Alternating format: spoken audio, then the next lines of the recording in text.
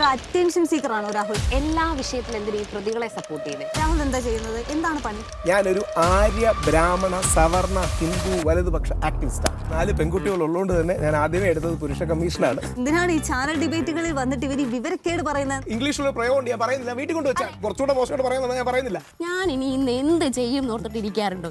ഞാൻ സെക്കുലർ അല്ല, ഞാൻ അഭിമാനത്തോടെ പറയുന്നു. ഞാൻ ഇന്ത്യൻ ഭരണഘടനയിൽ എഴുതി വെച്ചിരിക്കുന്ന മതേതരത്വത്തിൽ വിശ്വസിക്കുന്നില്ല. കാരണം ഗാന്ധിജി സെക്കുലർ ആയിരുന്നില്ല. ഓ, ചാനൽ ചർച്ചയിലേക്ക് പോയി. ശീലമായിപ്പോയി. എന്ത് വെച്ചു? നിങ്ങൾക്ക് എന്തിന്റെ കേടായിരുന്നു മനുഷ്യ നിരാകരത്തിന്റെ ആവശ്യമല്ലോ? ഇടയ്ക്കിടയ്ക്ക് കാക്കനാട് കണ്ടിട്ടില്ല. അപ്പം ചേച്ചി വളരെ സൗമ്യനായ സന്തോഷത്തോടു കൂടി പറഞ്ഞു കാക്കനാട് ജയിലിൽ പണി നടക്കുകയാണ്, കൊണ്ടിപ്പം മാവേലിക്കര കണ്ടു. എന്റെ ജീവിതത്തിലെ ഏറ്റവും നല്ല 100 ദിവസം മലയാളി ന്യൂസാണ്. അവിടെ എന്ത് റിലാക്സേഷൻ ആയിരുന്നു?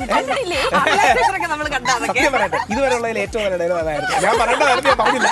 ഇതൊക്കെ AI ആണെന്ന് പറയാനൊന്നും പക്ഷെ ഞാൻ വേറൊരു കാര്യം പറഞ്ഞു. അവിടെ ഒരു ഇമോഷണൽ റിലേഷൻഷിപ്പിൽ കുടുങ്ങി പോയിട്ടില്ലേ? 2 കാര്യങ്ങൾ. അതിന്റെ ഒരു സിറ്റുവേഷൻഷിപ്പ് ആയിരുന്നു. ഈ അടുത്തൊരു മന്ത്രി പറഞ്ഞല്ലോ 5000-ലധികം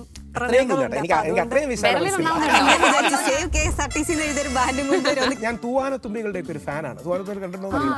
ഇപ്പൊ രാത്രി 12 മണിക്ക് ഒറ്റപ്പാലം സ്റ്റേഷനിൽ 100% എന്റെ മാമന്റെ മോളിൽ നിൽക്കുന്ന രാവണൻ ബോട്ടിൽ കൊണ്ടുപോയെന്ന് പറഞ്ഞ പോലെ ബോട്ട് എന്ന വാക്ക് ഉപയോഗിക്കുമ്പോഴേ സൂര്യയുടെ ഒരു സിനിമയിൽ സൂര്യയുടെ ബ്രദറായിട്ടൊക്കെ ഒരു വേഷം വന്നു. സൂര്യയുടെ ബ്രദറായിട്ട് ഞാൻ ചോദ്യങ്ങൾ എനിക്ക് ക്രിക്കറ്റിൽ വരുന്ന ബോളുകളെ പോലെയാണ്, എളുപ്പം തരും. ഈ പറയുന്ന ആളുകളെല്ലാം കുറ്റവാളികളാണെന്ന്, നിരപരാധികളല്ലെന്ന് എന്നെങ്കിലും വിധി വരികയാണെങ്കിൽ രാഹുൽ പൊതുസമൂഹത്തിനോട് മാപ്പ് പറയും. ചില കാര്യങ്ങളിൽ ഞങ്ങൾക്ക് എക്സസ് പറ്റി ആ തെറ്റ് സംഭവിക്കുന്നത് എനിക്ക് യാതൊരു മടിയില്ല. നിങ്ങളെ പോലുള്ളവരെ പറ്റിക്കാൻ വേണ്ടി പോലീസ് ഉണ്ടാക്കിയ പൊറോട്ട നാടകമാണ് ആ സാധനം. ഈ പുരുഷ കമ്മീഷൻ അതിനകത്ത് എന്ത് വിപ്ലവം കൊണ്ടുവരാനാണ് ഉദ്ദേശിക്കുന്നത്? 2 കാര്യങ്ങളേ ഉള്ളൂ. മൂന്നാമത്തെ കാര്യം നമ്പേഴ്സ് നോക്കൂ, നമുക്ക് നമ്പേഴ്സ് വെച്ച് സംസാരിക്കാം. ക്യാമറ ഓഫ് ചെയ്തോ.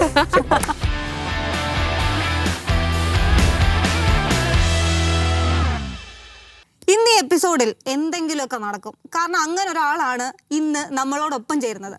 ഭൂമിക്ക് താഴെയുള്ള എന്തിനെ പറ്റിയും എന്ത് ക്വസ്റ്റ്യൻ വേണമെങ്കിലും കൊടുത്തോളൂ. ഒരു 30 സെക്കൻഡിൽ ഏത് ഉത്തരവും ഇവിടെ റെഡിയാണ്. ഒരു പുരുഷ കമ്മീഷന് വേണ്ടി ഉറക്കമൊഴിഞ്ഞ് പോരാടുന്ന ഒരു പോരാളിയാണ് നമ്മൾ ഇന്ന് ഇവിടെ കൊണ്ടുവന്നിരിക്കുന്നത്. Welcome Rahul Easwar to the show. Thank you. പ്രത്യേകിച്ച് 4 പെൺകുട്ടികൾ ഉള്ളതുകൊണ്ട് തന്നെ ഞാൻ ആദ്യമേ എടുത്തത് പുരുഷ കമ്മീഷനാണ്. അതുകൊണ്ട് നിങ്ങൾക്ക് തരാനും മീഡിയാവിൻ്റെ ഈ പൊളിറ്റിക്കൽ ടീ എന്ന പരിപാടിക്ക് സമർപ്പിക്കാനുമാണ്. കുറേ കാലമായിട്ട് ഇതിനുവേണ്ടി ക്യാമ്പയിൻ ചെയ്യുന്നുണ്ട്. അപ്പോൾ ഇത് കഴിയുമ്പോൾ നിങ്ങൾക്ക് തരുന്നതായിരിക്കും. നിങ്ങളുടെ പിന്തുണയും കൂടി ഞങ്ങൾക്ക് തരണമെന്ന് അഭ്യർത്ഥിക്കും. ഓക്കെ. നമ്മൾ രാഹുൽ ഈശ്വറിനെ കുറിച്ചിട്ട് ഇൻട്രോ പറഞ്ഞപ്പോൾ ഞാൻ ആലോചിക്കായിരുന്നു, നമ്മൾ ദശാവതാരത്തിൻ്റെ ക്ലൈമാക്സിൽ കമൽഹാസൻ ഇങ്ങനെ വേഷം മാറുന്നൊരു വിഷ്വൽ നമുക്ക് കാണാമല്ലോ, നീ പെരും തലൈവൻ. അതുപോലെ നമ്മളൊരു ചാനലിൽ നോക്കുമ്പോൾ സാമൂഹിക ചിന്തകൻ, അപ്പുറത്തോട്ട് നോക്കുമ്പോൾ സാമൂഹിക പ്രവർത്തകൻ, ഇപ്പുറത്ത് നോക്കുമ്പോൾ സാമൂഹിക നിരീക്ഷകൻ, പിന്നെ നോക്കുമ്പോൾ ആക്ടിവിസ്റ്റ് വലത് നിരീക്ഷകൻ, പിന്നെ കുറേ അനുകൂലികൾ, ദിലീപ് അനുകൂലി, അമ്മ അനുകൂലി, അയ്യപ്പ സമിതി, അങ്ങനെ കുറേ. ശരിക്കും ആരാണ് കോർ ഐഡൻറ്റിറ്റി? ഞാൻ പല ചാനലുകളോടും അങ്ങോട്ട് റിക്വസ്റ്റ് ചെയ്യും, അവർ എഴുതൂല. പക്ഷേ കോർ ഐഡൻറ്റിറ്റി ഹിന്ദു ആക്ടിവിസ്റ്റ് എന്നുള്ളതാണ്. ഞാൻ പല ചാനലുകളും ഇപ്പോൾ ചാനലുകളെ നിർബന്ധിച്ചൊക്കെ എഴുതാൻ നോക്കും. അവരിങ്ങോട്ട് പറയും വേണ്ട നിരീക്ഷകൻ എന്ന് മാത്രമേ. ഞാൻ പറഞ്ഞു നിരീക്ഷകനല്ല, ഒന്നെങ്കിൽ വലത് നിരീക്ഷകൻ എന്ന് എഴുതണം. കാര്യം നമ്മുടെ നാട്ടിലെ ഏറ്റവും വലിയ പ്രശ്നം, ഇന്ത്യക്കാരുടെ ഏറ്റവും വലിയ പ്രശ്നം, മലയാളികളുടെ ഏറ്റവും വലിയ പ്രശ്നങ്ങളൊന്ന് നമുക്ക് രാഷ്ട്രീയ സത്യസന്ധതയില്ല, പൊളിറ്റിക്കൽ ഓണസ്റ്റി ഇല്ല എന്നുള്ളത് കൊണ്ടാണ്. എല്ലാവർക്കും അവരുടേതായ പക്ഷം കാണും, എല്ലാവരും നിഷ്പക്ഷരായിട്ട് അഭിനയിക്കും. നിഷ്പക്ഷരായിട്ട് അഭിനയിച്ച് സ്വന്തം ഐഡിയ സ്മഗിൾ ചെയ്ത് കള്ളക്കടത്ത് നടത്തി മുമ്പോട്ടെത്താൻ ശ്രമിക്കും. എന്തിനാത്? നമുക്കൊരു അഭിപ്രായമുണ്ട്, എൻ്റെ അഭിപ്രായത്തോട് നിങ്ങൾ യോജിക്കണമെന്നൊന്നുമില്ല. ഓരോരുത്തർക്കും ഓരോ നിലപാടും പൊസിഷനും ഉണ്ട്. ഒരു സ്പെക്ട്രമാണിത്, റൈറ്റും ലെഫ്റ്റും സെൻറ്ററും ഒക്കെ ഉള്ള സ്പെക്ട്രം. ഞാനതിലെ വലതുപക്ഷ ആക്ടിവിസ്റ്റാണ്, അല്ലെങ്കിൽ ഹിന്ദു ആക്ടിവിസ്റ്റാണ്. കുറച്ചുകൂടെ കൃത്യമായിട്ട് പറഞ്ഞാൽ ഞാനൊരു ആര്യ ബ്രാഹ്മണ സവർണ ഹിന്ദു വലതുപക്ഷ ആക്ടിവിസ്റ്റാണ്. പക്ഷേ രാഹുലിനെ കുറിച്ച് പറയുമ്പോൾ നമ്മൾ ഇടയ്ക്ക് ആളുകൾ കുറച്ചുകൂടി വിമർശനം ഉന്നയിക്കുന്നത് വലത്തോട്ടും ഇല്ല ഇടത്തോട്ടും ഇല്ല, ഒരു ബാലൻസ് കെ നായരാണെന്നുള്ളൊരു അങ്ങനെയും പറയുന്നുണ്ട്. ഞാൻ അത് എൻ്റെ ശരീരത്തിലെ ടാറ്റൂകളിൽ നിന്ന് തന്നെ അത് വ്യക്തമാണ്. അതായത് ഞാൻ പലപ്പോഴും പറയും എൻ്റെ ഐഡൻറ്റിറ്റി ഞാനൊരു ആര്യ ബ്രാഹ്മണ സവർണ ഹിന്ദു വലതുപക്ഷ ആക്ടിവിസ്റ്റാണ്, എന്നാൽ ഗാന്ധിയനാണ്. ഞാൻ സബർമതി ആശ്രമത്തിൽ പോയപ്പോൾ അവിടുത്തെ ക്യൂറേറ്റർ എന്നോട് പറഞ്ഞു, ഇന്ത്യയിൽ ആദ്യമായിട്ടാണ് പുള്ളി ആരെങ്കിലും ഗാന്ധിജിയെ പച്ച കുത്തിയത് കണ്ടിട്ടുള്ളത്. ഗാന്ധിജിയെ ടാറ്റു ചെയ്യുന്നതാണ്. പക്ഷേ ഞാൻ സെൻറ്റർ ടു റൈറ്റ് ആണ്, അതായത് മഹാത്മാഗാന്ധി മുതൽ പട്ടേൽ വരെ നിൽക്കുന്ന സ്പേസിലുള്ള ആളാണ്. നെഹ്റുജി എനിക്ക് ബഹുമാനമാണ്, ഇഷ്ടമാണ്. പക്ഷേ നെഹ്റുജിയോടല്ല ഞാൻ യോജിക്കുന്നത്. ഗാന്ധിജി ടു സർദാർ പട്ടേൽ സ്പെക്ട്രം എന്ന് പറയുന്ന സെൻറ്റർ റൈറ്റ് ഈ സ്പെക്ട്രത്തോടാണ് എനിക്ക് കൂടുതൽ യോജിപ്പ്. മറുഭാഗത്തുള്ളവരെ ബഹുമാനം തന്നെയാണ്. പക്ഷേ ഈ നമ്മുടെ നാട്ടിൽ എന്തുവെന്നറിയോ, ഞങ്ങളെല്ലാം മതേതരവാദികളും ദേശീയവാദികളും മാത്രമാണ്. അതായത് നമ്മുടെ നാട്ടിലൊരു കള്ളം പറയാം, ഇടതുപക്ഷക്കാർ സ്വയം ഇടതുപക്ഷക്കാരെന്ന് പറയില്ല, പകരം ഞങ്ങൾ മതേതരവാദികളാണെന്ന് പറയും. വലതുപക്ഷക്കാർ ഞങ്ങൾ വലതുപക്ഷക്കാരെന്ന് പറയില്ല, പക്ഷേ ഞങ്ങൾ രാജ്യസ്നേഹികളാണെന്ന് പറയും. ഇങ്ങനെ എന്താ പറയുക, ഷുഗർ കോട്ട് ചെയ്യേണ്ട കാര്യമില്ല. പകരം ഞാൻ സെൻറ്റർ ടു റൈറ്റ് ആണ്, അല്ലെങ്കിൽ ഞാൻ സെൻറ്റർ ലെഫ്റ്റ് ആണ്, അല്ലെങ്കിൽ ഞാൻ സെൻറ്റർ റൈറ്റ് ആണ്. ഈ പൊസിഷൻ പറയാൻ നമ്മുടെ ആൾക്കാർ പലപ്പോഴും ചെയ്യാറില്ല. ഈ ബാലൻസിന്റെ കാര്യം പറയുമ്പോൾ നമ്മൾ സാധാരണ രാഹുൽ ഈശ്വറിനെ കാണുന്ന ഒരു സാധനം ഇന്ന് ആ തലയിലില്ല. അതെ അതെ, എന്താണത്? ആ കെട്ട് മറന്നുപോയി. ആ കെട്ട് ഇപ്പൊ എടുക്കേണ്ട ഇല്ലാത്ത കാര്യം 2018, പക്ഷേ നിങ്ങൾക്ക് കുറച്ചുകൂടെ യങ് ആയിരുന്നിരിക്കും. 2018 5 അംഗ സുപ്രീം കോടതി ബെഞ്ചിന്റെ വിധിയാണ് വന്നത്. നാട്ടിലെ ഒരു രാഷ്ട്രീയ പാർട്ടിക്കാരനും സപ്പോർട്ട് ചെയ്യാനില്ല. നമ്മൾ തോറ്റു, അതായത് നമ്മളെന്ന് പറഞ്ഞാൽ വിശ്വാസികളും ശബരിമലയും തോറ്റു. ആരും സപ്പോർട്ട് ചെയ്യാനുള്ള അവസരത്തിൽ പ്രക്ഷോഭത്തിനിറങ്ങിയ വ്യക്തിയാണ് ഞാൻ ആലങ്കാരികമായി പറയും, സുപ്രീം കോടതി ബെഞ്ചിലുള്ള ജഡ്ജിമാരുടെ അത്രയും ആൾക്കാർ പോലും എൻ്റെ കൂടെ ഇല്ലായിരുന്നു. എൻ്റെ കൂടെ ഉണ്ടായിരുന്ന എൻ്റെ 82 വയസ്സായ മുത്തശ്ശി ദേവകി അന്തർജനം, അമ്മ മല്ലികാ നമ്പൂതിരി, ഭാര്യ ദീപയും, അന്ന് 4 വയസ്സുള്ള മോനും. പക്ഷേ ഞങ്ങൾ പോരാടാൻ തീരുമാനിച്ചത് ഞങ്ങൾ പറയുന്നത് സത്യമാണ് എന്ന് 100% ബോധ്യമുള്ളതുകൊണ്ടാണ്. ആ തലേക്കെട്ടിൽ ഞാനടക്കമുള്ള ഒരുപാട് പേർ ഇന്ത്യയുടെ നീതിന്യായ ചരിത്രത്തിൽ ആദ്യമായി ഒരു 5 അംഗ ബെഞ്ചിൻ്റെ വിധി അതിജീവിക്കുകയും വിശ്വാസ പ്രക്ഷോഭങ്ങളിലൂടെ മറികടക്കുകയും ചെയ്തു.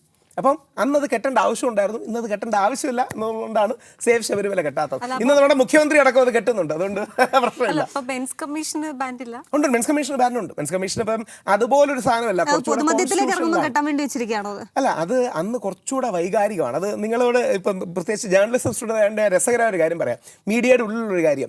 അതായത് അന്ന് വളരെ ഫേമസും വൈറലുമായ ഒരു ഡയലോഗാണ്. നേരത്തെ പറഞ്ഞു എനിക്കൊരു 30 സെക്കൻഡ് തരൂ.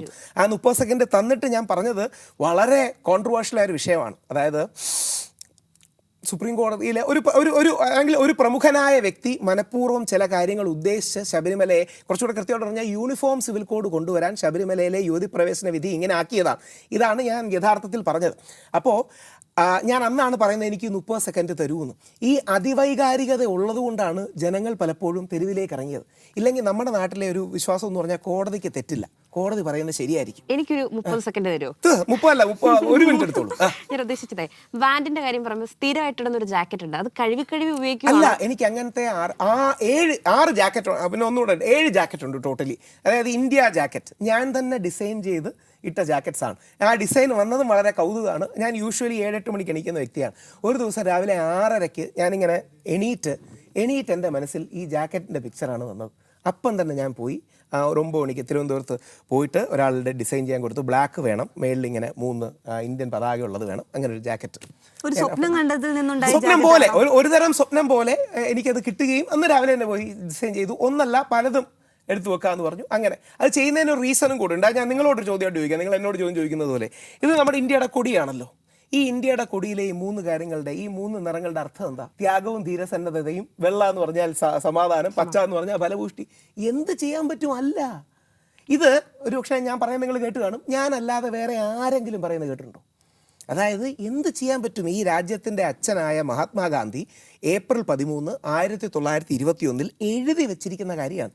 ഗാന്ധിജിയോട് പിങ്കാളി വെങ്കയ്യ എന്നൊരാളാണ് നമ്മുടെ ഫ്ലാഗ് ഡിസൈൻ ചെയ്യുന്നത്. ഗാന്ധിജി പിങ്കാളി വെങ്കയ്യോട് പറയും, നമുക്കൊരു കാര്യം ചെയ്യാം, ഹിന്ദുക്കളെയും മുസ്ലിങ്ങളെയും ക്രിസ്ത്യാനികളെയും മറ്റു ന്യൂനപക്ഷങ്ങളെയും എല്ലാം കൂടെ റെപ്രസെൻറ്റ് ചെയ്യാനായിട്ട് ഫ്ലാഗ് ഉണ്ടാക്കാം. എന്ത് സിമ്പിളാണ്! ഈ സിമ്പിളായ കാര്യത്തെ വളച്ച് കെട്ടി കടുപ്പിച്ച് അന്താരാഷ്ട്ര മതേതരത്വവും വിശ്വമാനവികതയും എന്നൊക്കെ പറഞ്ഞ് ഇത് നിഷാദിന് മാത്രം മനസ്സിലായപ്പോഴല്ലോ, നാട്ടുകാർക്കൂടെ മനസ്സിലാവണ്ടേ? അല്ലെങ്കിൽ ഈ ഭയങ്കര നിഷാദിനും നമ്മുടെ ദാവൂദ് സാറിനും മനസ്സിലായപ്പോഴല്ലോ, സാധാരണക്കാർക്ക് മനസ്സിലാവണ്ടേ? നമ്മൾ വഴിവിട്ട് പോകുന്നു എനിക്ക് തോന്നുന്നു. നമ്മൾ തിരിച്ചു വഴി വെട്ടി പോകുന്നവനാണ് ഉദ്ദേശിച്ചതേ. ഈ ജാക്കറ്റ് കൊണ്ടുവരുന്നത് ആളുകളിലേക്ക് ശ്രദ്ധിക്കപ്പെടാനുള്ളൊരു തന്ത്രമല്ലേ? 100%. തീർച്ചയായിട്ടും. അല്ല, അതിന്റെ രഹസ്യം എന്താ? രഹസ്യമൊന്നുമില്ലല്ലോ. നമ്മൾ ആ രീതിയിൽ നമ്മുടെ വസ്ത്രധാരണത്തിൽ പോലും ഒരു പൊളിറ്റിക്കൽ സ്റ്റേറ്റ്മെന്റ് വേണം. സോഷ്യൽ സ്റ്റേറ്റ്മെന്റ് എന്ന് വിളിച്ചാൽ ചില ആൾക്കാർ പൊളിറ്റിക്കൽ എന്ന വാക്കിന് ചില ആൾക്കാർക്ക് പ്രശ്നം കാണും. നിങ്ങൾക്ക് പ്രശ്നം കാണില്ല, കാരണം നിങ്ങളുടെ പരിപാടി പൊളിറ്റിക്കൽ ടീം എന്നാണ്. ഒന്നെങ്കിൽ പൊളിറ്റിക്കൽ, അല്ലെങ്കിൽ സോഷ്യൽ, അല്ലെങ്കിൽ കൾച്ചറൽ, എന്ത് വിളിച്ചാലും കുഴപ്പമില്ല. അത് എൻ്റെ രാഷ്ട്രീയമാണ്, എൻ്റെ സ്റ്റേറ്റ്മെൻറ്റാണ്. ആ സ്റ്റേറ്റ്മെൻറ്റിന് ഒരു പ്രസക്തിയും കൂടെ ഉണ്ട്, അതറിയണം. ഗോഡ്സെ ഗാന്ധിജിയെ കൊല്ലാൻ പറയുന്ന കാരണങ്ങളിലൊന്ന് കാവി പതാക മാറ്റി ത്രിവർണ്ണ പതാകയാക്കിയത് ഈ മനുഷ്യൻ്റെ നിർബന്ധ ബുദ്ധി കാരണമാണ് എന്നുള്ളത് കൊണ്ടാണ്. ഈ കൊടിക്ക് അതിൻ്റെതായ ചരിത്രമുണ്ട്. രാഹുൽ ഗാന്ധി ഇടയ്ക്കിടയ്ക്ക് പറയാറില്ലേ ഈ കൊടിയാണ് എൻ്റെ രാഷ്ട്രീയം. ആ കൊടിയുടെ ചരിത്രം എന്ന് പറഞ്ഞാൽ 1931 നെഹ്റുജിയും മൗലാന ആസാദും സർദാർ പട്ടേലും അടക്കമുള്ള 7 അംഗ കമ്മിറ്റി ഇന്ത്യക്കൊരു കാവി പതാക മതി എന്ന് തീരുമാനിച്ചു. ആലോചിച്ചതല്ല, തീരുമാനിച്ച് എഴുതി ഒപ്പിട്ടു. അവിടെയാണ് ഗാന്ധിജി പറയുന്നത് എനിക്കത് പറ്റൂല. നിങ്ങൾക്ക്, അതായത് ഗാന്ധിജി ആലങ്കാരികമായിട്ടാണ്, മൗലാനയ്ക്ക് പലരും കാവ്യ പതാക മതിയായിരിക്കും, പക്ഷെ എനിക്കത് പറ്റൂല, പകരം ഈ ത്രിവർണം വേണം. അതാണ് ഈ നാടിന്റെ ചരിത്രം. ഈ നാടിന്റെ മനോഹാരിത അതാണ്. അതുകൊണ്ടാണ് എന്നോട് എപ്പം ചോദിക്കുന്നത് പൊളിറ്റിക്കൽ സ്റ്റേറ്റ്മെന്റ് ഒക്കെ കാര്യം പറഞ്ഞു, അതിനപ്പുറത്തേക്ക് ഒരു അറ്റൻഷൻ സീക്കർ ആണോ രാഹുൽ? പൊളിറ്റിക്കലി നമ്മൾ എടുക്കുന്ന വിഷയങ്ങളിലേക്ക് ഒരു അറ്റൻഷൻ കൊണ്ടുവരാൻ ശ്രമിക്കാറുണ്ട്. കാര്യം ആ പോയിന്റുകളിലേക്ക് ശ്രദ്ധ കൊണ്ടുവരിക്കാൻ ഇത്തരം കാര്യങ്ങളാണ് ഗുണം. ഉദാഹരണം, ഞാൻ അതിനെക്കുറിച്ച് തന്നെയായിരുന്നു പറയാൻ വരുന്നത്. എന്നോട് പണ്ട് തമാശയ്ക്ക് എനിക്കൊരു ട്രോൾ വന്നതാണ്. രാഹുൽ ഈശ്വറിനോട് ഒരാൾ ചോദിക്കുകയാണ് എന്താ പേര് നിങ്ങളുടെ എന്ന് ചോദിച്ചാൽ രാഹുൽ ഈശ്വർ പറയും അയ്യപ്പനും വാവരും വെളുത്തയുണ്ട്, അതുകൊണ്ട് എനിക്ക് രാഹുൽ ഈശ്വർ എന്നാണ് പേര്. ഈ അയ്യപ്പനും വാവരും വെളുത്ത, അയ്യപ്പൻ ഹിന്ദുവാണ്, വാവർ മുസ്ലിമാണ്, വെളുത്ത ക്രിസ്ത്യനാണ്. ഈ മോഡലാണ് നമ്മുടെ രാജ്യത്തിൻ്റെ അടിസ്ഥാനം. ഈ മോഡൽ നിങ്ങൾ ഉയർത്തിപ്പിടിച്ചില്ലെങ്കിലാണ് ഇത് വാവരല്ല വാപുരനാണെന്ന് കള്ളം പറയുന്ന തീവ്ര ഗോഡ്സേവാദികൾ ഉണ്ടാവുന്നത്. ഈ നാടിൻ്റെ പ്രശ്നം അതാണ്. ഒരു ദിവസം ഒരു വിഷയമില്ല സംസാരിക്കാൻ വേണ്ടിയിട്ട് രാഹുൽ ഒരു ശ്രദ്ധ കിട്ടുന്ന യാതൊരു വിഷയം ഇല്ലാതിരിക്കുമ്പോൾ ഞാൻ ഇനി ഇന്ന് എന്ത് ചെയ്യും ഓർത്തിട്ട് ഇരിക്കാറുണ്ടോ? ഒരുപാട് കാര്യങ്ങൾ പെൻഡിംഗ് ഉണ്ട്. ഇല്ലാതാവുമ്പോ ഈ കമ്മീഷൻ എടുത്തിട്ട് 3 or 4 പ്രധാനപ്പെട്ട വിഷയങ്ങളുണ്ട്. അതായത് ഞാൻ സ്ഥിരം ഡീൽ ചെയ്യുന്ന കഴിഞ്ഞ 2005 2006 തൊട്ടാണ് എൻ്റെ ആക്ടിവിസം തുടങ്ങുന്നത്. അപ്പോൾ ഇപ്പോൾ എത്ര 21 വർഷമായി ഞാൻ അടിസ്ഥാനപരമായി ഫോക്കസ് ചെയ്യുന്ന 2-3 കാര്യങ്ങളുണ്ട്. ഒന്ന്, കേരളത്തിലാണ് ഇന്ത്യയിൽ ഏറ്റവും കൂടുതൽ ആത്മഹത്യകൾ നടക്കുന്ന സംസ്ഥാനങ്ങളിലൊന്ന്. ആ ആത്മഹത്യകളിൽ 80% നടക്കുന്നത് എൻ്റെ സമുദായമായ ഹിന്ദുക്കളിലാണ്. കേരളത്തിലാണ് ഏറ്റവും കൂടുതൽ മദ്യപാനത്തിൻ്റെ പ്രശ്നം, അതായത് വെള്ളം ഇടയ്ക്കിടയ്ക്ക് അടിക്കുന്നതല്ല, വെള്ളം അടിക്കാത്തതുകൊണ്ട് കൈവറയ്ക്കുന്ന ആൽക്കഹോളിസമുള്ള 83.7% ഞങ്ങൾ ഹിന്ദുക്കളിലാണ്. 85% കുടുംബ തകർച്ചകൾ ഞങ്ങൾ ഹിന്ദു സമൂഹത്തിലാണ്. നിങ്ങളോട് പെട്ടെന്ന് ചോദിക്കാം, ഈ നടതള്ളുക എന്നൊരു കാര്യം കേട്ടിട്ടുണ്ടോ? നടതള്ളുക എന്ന് പറഞ്ഞാൽ പ്രായമായ അച്ഛനെയും അമ്മയും രണ്ടുപേരും കേട്ട് കാണും. ഇപ്പം അമ്പലത്തിൽ തെള്ളുക എന്നുള്ളതാണ്. എപ്പോഴെങ്കിലും പള്ളി തെള്ളുക എന്ന് കേട്ടിട്ടുണ്ടോ? അതായത് പള്ളിയിൽ അച്ഛനും അമ്മയും തെള്ളുക എന്നൊരു പരിപാടി. നല്ല ചോദ്യമാണ്. ഈ ചോദ്യമാണ് ഞങ്ങൾ ഹിന്ദുക്കൾ ചോദിക്കേണ്ടത്. ഞങ്ങളുടെ ഇടയിൽ പ്രായമായ അച്ഛനെയും അമ്മയും നോക്കാതെ, സ്നേഹിക്കാതെ, ശ്രദ്ധിക്കാതെ അമ്പലത്തിൽ കൊണ്ട് തെള്ളുന്ന ഒരുപാട് ഇൻസ്റ്റൻസുകളുണ്ട്. ഞങ്ങളുടെ ഇടയിൽ, ഞങ്ങളുടെ പറഞ്ഞാൽ ഹിന്ദുക്കളുടെ ഇടയിൽ വലിയൊരു സോഷ്യൽ കൊളാപ്സ് നടന്നുകൊണ്ടിരിക്കുകയാണ്. ഈ വിഷയത്തിലേക്ക് ശ്രദ്ധിപ്പിക്കാനാണ് ഞാൻ കഴിഞ്ഞ 10-15 വർഷമായിട്ട് ശ്രമിക്കുന്നത്. കുറേയൊക്കെ ശ്രദ്ധ വന്നിട്ടുണ്ട്. ആത്മഹത്യ, മദ്യപാനം, മയക്കുമരുന്ന്, കുടുംബഛിദ്രം, പ്രായമായവരുടെ പ്രശ്നങ്ങൾ. അപ്പം ഞങ്ങൾക്കിത് സോൾവ് ചെയ്യാൻ ഏകദേശം ഒരു 20 years ടൈം ലൈനെങ്കിലും വേണ്ടി വരും. വളരെ സീരിയസ് അങ്ങനെയല്ല, ഇത് ഈ വിഷയങ്ങൾ എല്ലാവരും അതുപോലെ എടുക്കണമെന്നില്ല. നേരത്തെ ഈ ഒളിച്ചെടുത്തുന്ന എന്തോ കാര്യം പറഞ്ഞ പോലെ ഏകദേശം ഇതേ ലൈൻ തന്നെയല്ലേ മറ്റേ സംഘ് പരിവാർ ഒന്ന് പിന്തുടർന്ന് പോകുന്നത്? ഉണരൂ ഹിന്ദു, ഉണരൂ എന്ന് പറഞ്ഞു. അയ്യോ, ഹിന്ദു ഉണരണം, പക്ഷേ ഹിന്ദു ഉണരേണ്ടത് മുസ്ലിമിനെതിരെ ആവരുത്, അത്രേ ഉള്ളൂ. ഹിന്ദു ഉണരണം എന്ന് ഹിന്ദുവിനെ ഉണർത്താൻ വേണ്ടി പ്രവർത്തിക്കുന്ന ഒരു വ്യക്തിയാണ് ഞാൻ. പക്ഷേ ഇപ്പോഴത്തെ പ്രശ്നം ഹിന്ദു ഉണരൂ എന്ന് പറഞ്ഞാൽ മുസ്ലിമിൻ്റെ നെഞ്ചത്ത് കയറണം, ക്രിസ്ത്യാനിയുടെ നെഞ്ചത്ത് കയറണം എന്നുള്ളതാണ്. കേരളത്തിൽ മാത്രമേ ക്രിസ്ത്യാനിക്ക് സ്പെയർ ഉള്ളൂ. അത് വേറൊന്നും കൊണ്ടല്ല, മധ്യ തിരുവിതാംകൂർ കുറച്ച് വോട്ടുള്ളതുകൊണ്ടാണ്, സെൻട്രൽ ട്രാവൻകൂർ വോട്ടുള്ളതുകൊണ്ടാണ്. ഇതേ മോശം അവസ്ഥയാണ് നമ്മുടെ നോർത്ത് ഇന്ത്യയിൽ ക്രിസ്ത്യാനികൾ സംഭവിക്കുന്നത്. അതാണ് പാവം കന്യാസ്ത്രീ വരെ 9 ദിവസം ജയിലിലിടുന്നത്. രാഹുൽ അടുത്ത സമയത്താണ് സെക്യുലറിസം പറഞ്ഞു തുടങ്ങിയത്. ഞാൻ സെക്യുലർ അല്ല, ഞാൻ അഭിമാനത്തോടെ പറയുന്നു, ഞാൻ ഇന്ത്യൻ ഭരണഘടനയിൽ എഴുതി വെച്ചിരിക്കുന്ന മതേതരത്വത്തിൽ വിശ്വസിക്കുന്നില്ല. കാരണം ഗാന്ധിജി സെക്യുലർ ആയിരുന്നില്ല. പ്രശ്നം എന്താ അറിയോ? സെക്യുലറിസം ചോദിച്ചില്ലേ? ഇന്ത്യയുടെ രാഷ്ട്രപിതാവായ മഹാത്മാഗാന്ധി സെക്യുലർ ആയിരുന്നില്ല. മഹാത്മാഗാന്ധി പ്ലൂറലിസ്റ്റ് ആയിരുന്നു.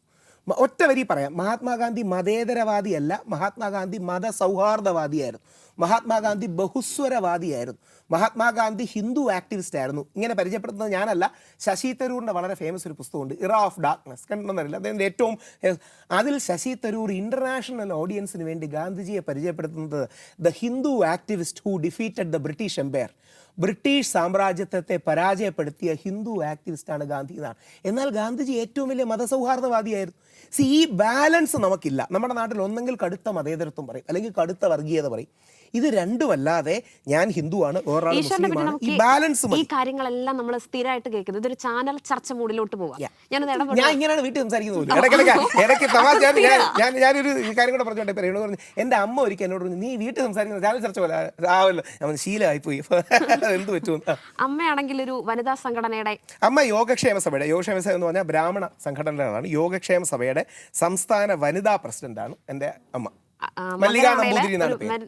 മെൻസ് അസോസിയേഷന്റെ ഒരു തലവനും കൂടെ. അപ്പൊ രണ്ടുപേരും കൂടെ വീട്ടിലൊരു ഡിബേറ്റ് ഇല്ലേ? അല്ല, ഇതാണ് ബാലൻസ് എന്ന് പറഞ്ഞാലേ എനിക്ക് ഫെമിനിസ്റ്റുകളോട് ബഹുമാനമാണ്, വിയോജിപ്പുണ്ട്, തീർച്ചയായിട്ടും വിയോജിപ്പ് പല കാര്യങ്ങളിലും ഉണ്ട്.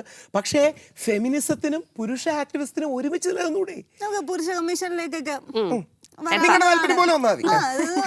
വഴിയെ വരാവുന്നതാണ്. ഒരു യൂട്യൂബ് ചാനൽ ഉണ്ട്, നമ്മൾ വന്നപ്പോ തന്നെ കണ്ടു, ആള് ഭയങ്കരമായിട്ട് തിരക്കിലായിരുന്നു. അപ്പൊ ഈ തിരക്കിട്ട ജീവിതം, ഈ യൂട്യൂബ് ലൈവ്, ഇതൊക്കെ എങ്ങനെ മാനേജ് ചെയ്തു? ഭയങ്കര ബുദ്ധിമുട്ടാണ്. ഇപ്പം തന്നെ ഞാനിപ്പോൾ എനിക്കറിയില്ല അപ്ലോഡ് ചെയ്തുകൊണ്ടിരിക്കുന്നതിൻ്റെ റീസൺ എന്താ അറിയാമോ? എനിക്ക് ശുഭം എന്നൊരു പയ്യനുണ്ട്, ശുഭം മറ്റേ ഒറീസക്കാരനാണ്. അവനാണ് ഈ സോഷ്യൽ മീഡിയ മാനേജർ അല്ല.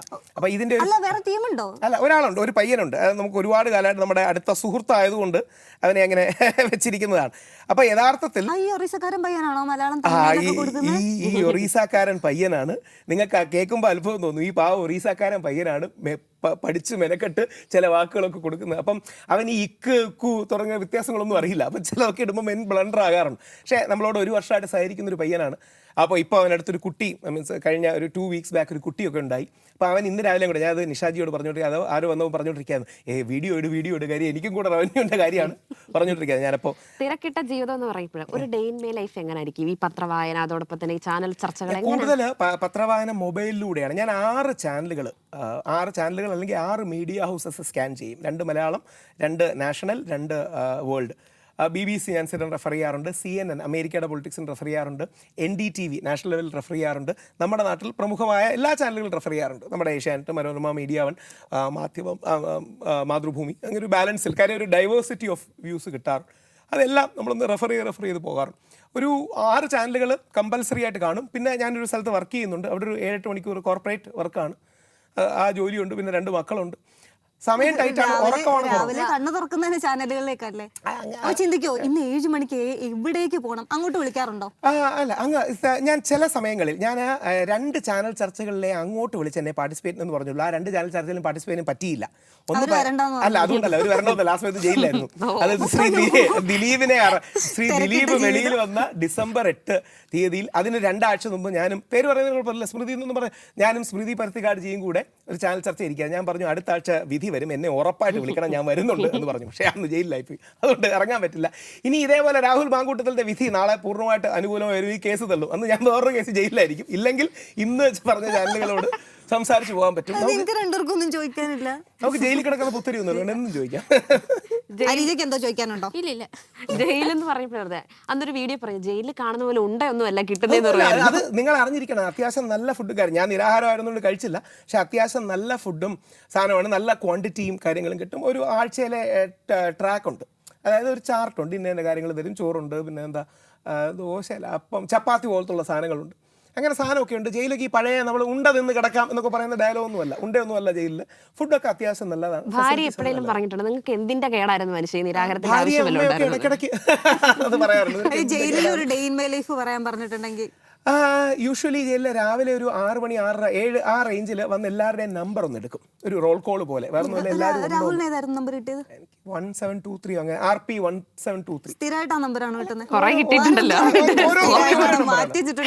ഓരോ നമ്പർ. ഞങ്ങൾ ശബരിമല പ്രക്ഷോഭത്തിന് 3 തവണ അറസ്റ്റിലായി, 3 4 തവണ അറസ്റ്റിലായി, 3-4 ജയിലിൽ കിടന്നു. അവസാനം കോടതി എന്നോട് അവസാനം അറസ്റ്റ് ചെയ്യുമ്പോൾ ചോദിച്ചു എന്തെങ്കിലും പറയാനുണ്ടോ എന്ന് വളരെ സീരിയസ് ആയിട്ട്. ഞാൻ പറഞ്ഞു കാക്കനാട് ജയിൽ ഞാൻ കണ്ടിട്ടില്ല, പറ്റുമെങ്കിൽ അവിടെ കൊണ്ടുപോകണം. കേരളത്തിൽ അങ്ങോളം ടൂർ അങ്ങനെയല്ല, ഈ ജയിലിൽ കിടക്കുമ്പോൾ ഒരു എക്സ്പീരിയൻസ്. ആദ്യം ഞങ്ങളെ കൊട്ടാരക്കര കൊണ്ടുപോയി, പിന്നീട് ഞങ്ങളെ തിരുവല്ല കൊണ്ടുപോയി, പിന്നീട് ഞങ്ങളെ അറസ്റ്റ് ചെയ്തത് ആ ഭാഗത്ത് എവിടെ വെച്ചാണ്. ഞാൻ പറഞ്ഞു കാക്കനാട് കണ്ടിട്ടില്ല. അപ്പം ജഡ്ജി വളരെ സൗമ്യനായ സന്തോഷത്തോടു കൂടി പറഞ്ഞു കാക്കനാട് ജയിലിൽ പണി നടക്കുകയാണ്, അതുകൊണ്ട് ഇപ്പം മാവേലിക്കര കിടന്നോളൂ, അടുത്ത തവണ കിട്ടുകയാണെങ്കിൽ അങ്ങോട്ട് വിടാം.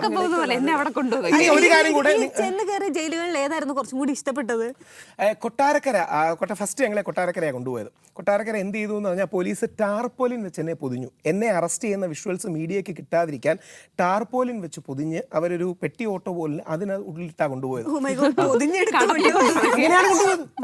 എന്നെ അറസ്റ്റ് ചെയ്തു എന്ന വിഷ്വൽസ് കിട്ടാതിരിക്കാൻ. എന്നിട്ട് എങ്ങനെയായത് വെളിയിൽ ലോകം അറിഞ്ഞതെന്ന് പറഞ്ഞാൽ വൈഫ് അടുത്ത ദിവസം കാണാൻ വന്നപ്പോൾ ഞാൻ വൈഫിനോട് പറഞ്ഞു നീ വെളിയിൽ പോയി ഒരു വീഡിയോ ചെയ്യണം, ആ വീഡിയോയിലകത്താണെന്ന് പറയണം. പോലീസുകാർ ആ രീതിയിൽ അവർക്ക് അവർ വിചാരിച്ചിരുന്നത് ഇതിൻ്റെ ഇടയിൽ കൂടെ ശബരിമല യുവതികളെ അങ്ങ് കയറ്റി പ്രക്ഷോഭം തണുപ്പിക്കാമെന്നായിരുന്നു. അതായിരുന്നു പോലീസിന്റെ സ്ട്രാറ്റജി. അത് പാളി. ഏറ്റവും ഇഷ്ടപ്പെട്ട ഫുഡ് എന്തായിരിക്കും അപ്പോൾ? ഞാൻ യൂഷ്വലി ചോറ് ഇഷ്ടപ്പെടുന്ന ഒരു വ്യക്തിയാണ്. ചോറ് കഴിക്കും. കഴിഞ്ഞ പ്രാവശ്യം ഞാൻ 4 ദിവസം വെള്ളം പോലും കഴിക്കാതെ പട്ടിണി കിടന്നു. പക്ഷെ നിങ്ങൾ ചോറ് കഴിക്കുന്ന ഇപ്പൊ ഡയറ്റിന്റെ ഒക്കെ കാലമല്ലേ, നമ്മള് നിങ്ങളെ ഡയറ്റ് ആയിരുന്നു. അല്ല, ചോറ് എനിക്ക് ഇഷ്ടമുള്ള ഒരു ഫുഡാണ്. ചോറ് ഇഷ്ടമാണ്. ചപ്പാത്തി കുഴപ്പമില്ല. എല്ലാ ആഹാരവും വെജിറ്റേറിയൻ ആണ്, പക്ഷെ എല്ലാ ആഹാരവും കഴിക്കും. അല്ലേ? ചാനൽ ചർച്ചയിലൊക്കെ കണ്ട് അന്ന് തൊട്ട് ഇന്ന് വരെ ഒരേപോലെ ഇരിക്കുന്ന ഒരു മനുഷ്യൻ. അതൊരു ഓവറോൾ ഈ ഓട്ടോ ഒക്കെ ഉള്ളതുകൊണ്ട് എനർജി ഒരു കൊറിയൻ ലുക്കാണോ പിടിക്കുന്നത്?